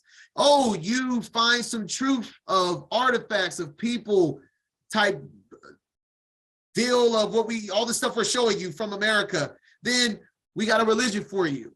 This is how they do this deception. They always have a route for you to go if you want to become more wise. They'll have a red carpet out for you. Oh, you want to do this? Well, just do it this way and we'll take care of you. I mean, if you go to Latter-day Saints YouTube and type in Freemason, they literally have a video on there that tells you Joseph Smith was a Freemason. They straight up tell you it. Not saying that I haven't read the Book of Mormon myself. They said that some people say these are real historical writings from Israelites. I am not confirming or denying that, by the way. I have not looked into the Book of Mormon like that, but I'm just saying the religion is here to suppress the understanding of the reason of the Hebrew artifacts we find in this land.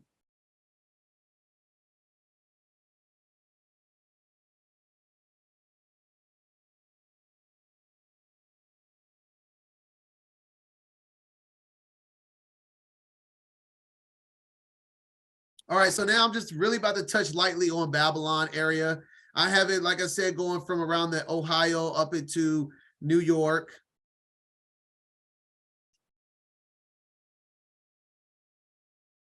And I'm like, it's very interesting. Everybody's looking around the world, and I think everything's happening here. You know, truth in plain sight, we have Babylon, New York.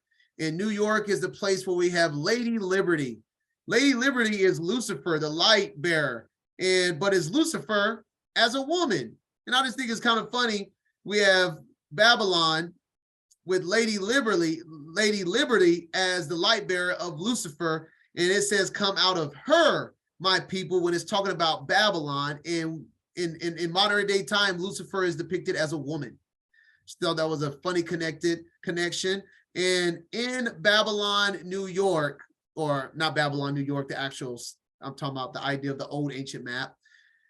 We are the only country that has a day of 9/11, which is a very occult number. And in Revelation 9:11, it points us to the bottomless angel of the bottomless pit, which is Apollyon, which is a light bearer. This is a god, a sun god, a false light bearer, which will be Lucifer, which is depicted as the Statue of Liberty. And they send these 144 beam lights into the heavens as an illustration of a light bearer. And they have two carved out cubes into the ground, black cubes. What do you know? Black cubes is carved out into the memorial site of 9/11, where I believe is the real site of the bottomless pit of Apollyon, because we are in Babylon, like the real Babylon, not just spiritual, like for real. But it just putting it out there, where I'm talking about the real lands at the times, but there is a spiritual Babylon. Babylon's everywhere. It's a way of thinking. It's a belief. It's not just a land. I just want to make sure that's clear.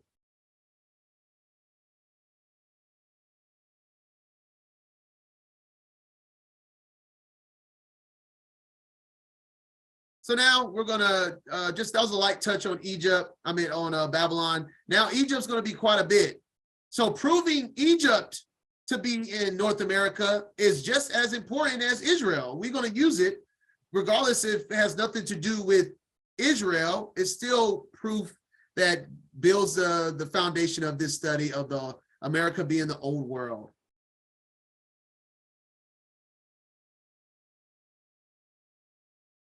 Do you know that this is literally in Memphis, Tennessee?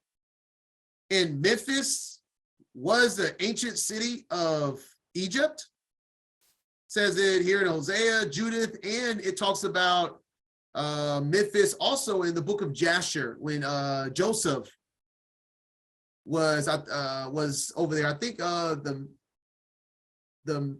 woman that he was with was named after Memphis as well, the Egyptian woman. So it's no coincidence that in Memphis, Tennessee, which was one of the cities of Egypt, we have a pyramid with Ramsey in front of it. Interesting. Egypt and Mexico has a lot of similarities. As I showed you on the map, even in the latitude, that it lines up even with the fake Egypt over there in Africa. This is the original, and this is a copy. It's upside down. Original, copy. Original, copy.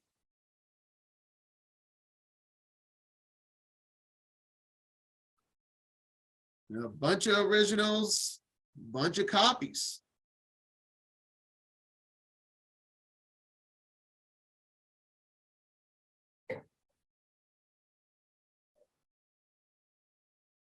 And now we're going into their gods. This is an interesting point of view. Their gods, the Egyptians, obviously gods are, most of them are depicted as animals. Well, obviously their animals are going to be from their land, right? And this is in Kemetic culture. Religion is one of the oldest religions in the world. So these animals had to be native to the land, because this is way back.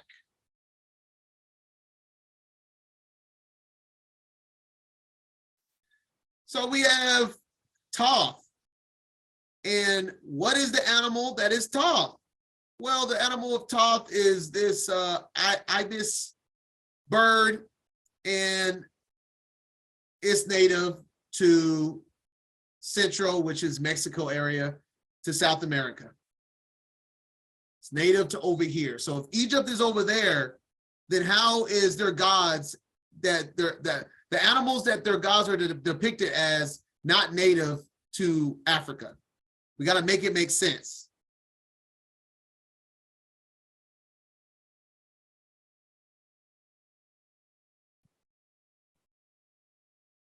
Anubis is depicted as this Mexican hairless dog. And this is the name of the dog. Good luck pronouncing it. But even when you just type in the name, I make sure I include it because it even has Anubis come up, because everybody obviously is looking for what Anubis is. And it's the Mexican. It's literally named Mexican because it's from where? Mexico. So Anubis is a Mexican hairless dog, but this is supposed to be in Africa? Okay, that's weird. It's weird, right? Then we have the Egyptian god Set and Taper. This is exactly what this animal is. It is from right here, from south to central. So like I said, just right there in the Mexico area, America, and then even looking worldwide, there's one more species of this animal, and there's nothing at all in the Africa to Middle Eastern area, where doesn't matter if you have Egypt somewhere else in Africa. A lot of this stuff isn't in Africa at all, family. Like nowhere.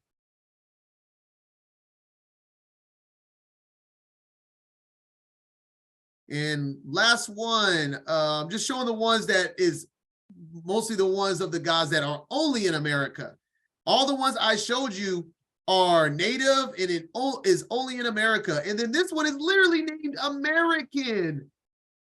Kestrel. It's literally named American. So Horus is this bird, and it is actually pretty right on. I mean, look at the black like war paint coming down. Like, man, and this bird, you guessed it, it's from North America. To the point it's even named after America.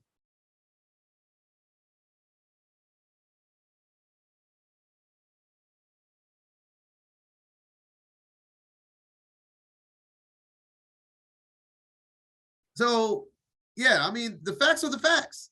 These animals live here. If Africans were going to create gods after animals, it has to be something that they were living by, that was native to their land, that only makes sense. That's only being reasonable. All right, now we're getting to the last leg of this study. The rivers of America, just trying to use facts, as much facts as possible with scripture to the land masses. Isaiah 11:15, and the Most High shall utterly destroy the tongue of the Egyptian sea, and with his mighty wind shall he shake his hand over the river, and shall smite it in the 7 streams, and make men go over dry shod. And so we know we have the Mississippi River here that breaks off into other rivers. In this illustration here, broke it off and labeled 7, but I mean, just something interesting. I'm not saying I'm an expert in geography or anything like that, just showing you interesting things that I have come across right now. Staying with the same topic of rivers or channels, I want us to think about that when we think on this, the eclipse Passover, Little Egypt. And that's another thing, family. if America isn't the old world, then why are all the signs in the heavens all over America? Not saying nothing else is happening anywhere, but the majority of all these so-called biblical signs are seen in America in these last days. Just like this crossover, we have a huge crossover over Little Egypt. And I wanted to bring this up because I missed this point on my second Exodus study. By the way, if you haven't seen that, go check out the second Exodus study. It would now put in the idea of this is the old world with the second Exodus study. Woo, woo, good gracious. But we see this. Oh, I wanted to add this for this study, that the cross of the two eclipses crosses over Salem, which was short for Jerusalem in these precepts here, and just another so-called coincidence of this land having a lot of biblical names, even en route to the eclipse, the two eclipses from 17 and 2024. But now check this out.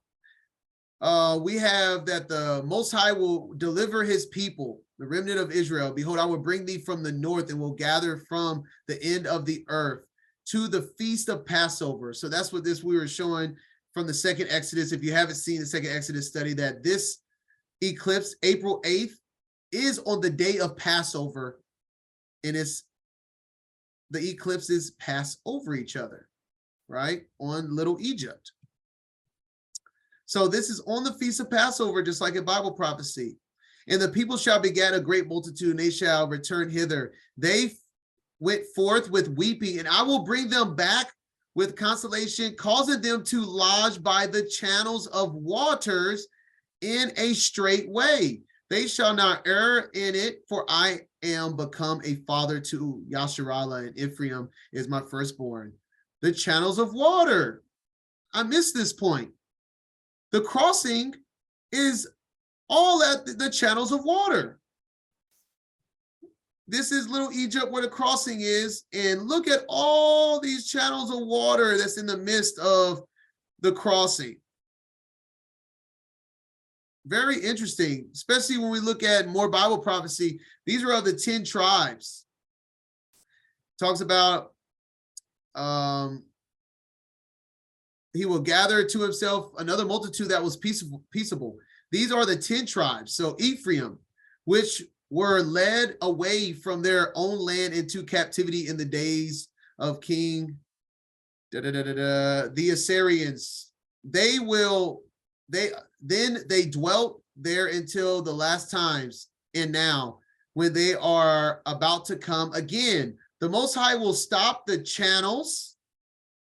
Channels is a smaller, narrow version of a river. It's a very, very narrow river. And so there's a bunch of channels that are coming off from these rivers. And he will stop the channels of the river again so that they may be able to pass over, just like the first Exodus. He let them pass over. Therefore, you saw the multitude gathered together in peace, but those who are left of your people who are found with my holy borders shall be saved. And when you add, interesting, this is very outside the box right here, family. When you add this other crossing, this other crossing in America at a ridiculous rare rate within 6 months of each other. We have a crossing of an eclipse less than 6 months apart from October 14, 23 to April 8th. When you put these all together with the 2017 eclipse, it's kind of interesting. It's a little interesting story.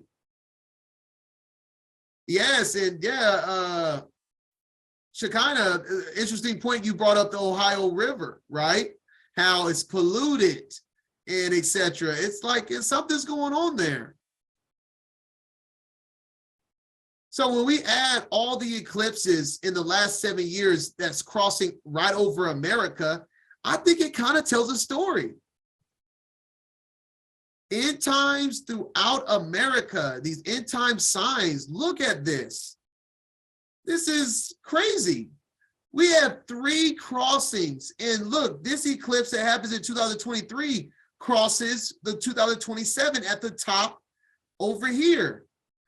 We have 3 crossing of eclipses, 2 total and 1 annular eclipse, all crossing each other in America. This has never happened. I don't know if y'all understand how rare this is. This is so rare. Good luck trying to map something like this out in a 7-year span.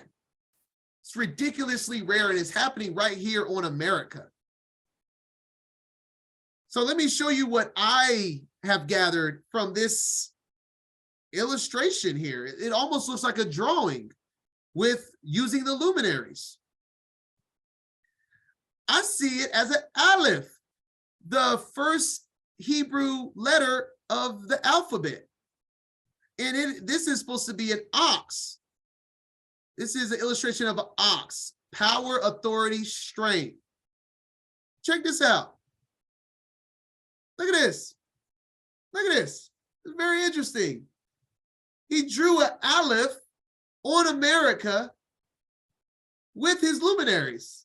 I mean, I could be thinking outside the box too much, but family, there ain't no such thing as a coincidence. And if that ain't a Paleo-Hebrew Aleph, I don't know what is. Is this the idea of a new beginning? What is the meaning of this? It is, I don't know, right? Just interesting stuff. Let's continue with this point of view. Aleph is an ox. Is it a coincidence that the constellation that is an ox, after the April 8th, 44 days later, which is the first of the 3rd month that is found in Exodus 19, is where they gather in the desert, and there is a gathering in the constellation that is an ox in the heavens. He draws an ox over America, over Little Egypt, the crossing of many channels of water over the ancient land, and he put an ox on America where his people will be gathered together. I mean, you can say I'm crazy, but the Most High is amazing, and he hides his mysteries in a lot of ways. This, I mean, come on now. An ox, his people will be gathered in America, and he drew an ox, and his people will be gathered in the heavens, in the ox. Just saying. It also says that they came to the desert, you know? This is all the wilderness. This is the 2nd Exodus. Once again, this is from my 2nd Exodus study that you can find on my YouTube. You for sure have to watch that if you haven't. Now let's put it all together. I put the ancient old map, and I put the route and over it. Check this out. Israel, check out this in Isaiah, this prophecy. Isaiah 19:23. And in that day shall there be a highway out of Egypt. Are these highways? Is this a map? A highway out of Egypt to Assyria. Look at this, the Syria area, the crossing from Assyria to Egypt. And Assyria shall come into Egypt, and Egyptians to Assyria, and the Egyptians shall serve with the Assyrians. And in that day shall Israel be 3rd. Where's this one at? We have 3 crossings, and all of them are in the general area of Israel, Assyria, and Egypt. In that day shall Israel be 3rd with Egypt and Assyria. 1, 2, 3. even a blessing in the midst of the land, whom the Most High host shall bless, saying, blessed be Egypt, my people. This doesn't make any sense without context. Egyptians aren't his people unless they are the ones that are in captivity, that are in America right now. The people that live up north. Then there's people that lived over in the south. And there's people that's over here in the west. That's why it says, Egypt, my people, in Assyria, the works of my hands, in Israel, my inheritance. This is America. This is the greater exodus of America. And I'm throwing it out there. This looks like a highway. This looks like a map. It connects the big three. Looks straight like a highway out of Egypt to Assyria in the third in the midst of Israel. Think all of this movement is for no reason? Just saying, for no reason. And now I just laid over the rivers and the channels of water. Oops. Yep, last slide. We have the map, and then we have all these rivers through the crossing of the channels. Look at all the rivers and channels crossing through the path. Check out this verse. Isaiah 27, verse 12 and 13. And it shall come to pass in that day, says the Most High, shall beat off from the channel of the river unto the stream of Egypt. All of that. And ye shall be gathered one by one. It's right here. We're getting gathered right here. O ye children of Yasharallah, and it shall come to pass in that day that the great trumpet shall be blown, and they shall come which were ready to perish in the land of Assyria, in the outcasts of the land of Egypt, and shall worship the Most High in the holy mount of Jerusalem. Wow. This, I'm just showing this, I mean, it all lines up, not with Bible prophecy, with historical geographic evidence, with from animals to artifacts, other findings, all of it matches the North American continent. So this is my spill, family. This is why I believe we are sitting in the old world. Thank y'all for joining me. I pray that this study has blessed you and that you have come to new understanding. Make sure to follow me on all platforms and support this ministry so I can keep doing this and work less in the world so I can spend time doing this, because time is money, family. We know how the world works. But Shabbat Shalom. I appreciate each and every one of you for joining me. I pray all of this is truth. I only wanted to try to use things that I could pull from scripture that I could match with context of truth in the world.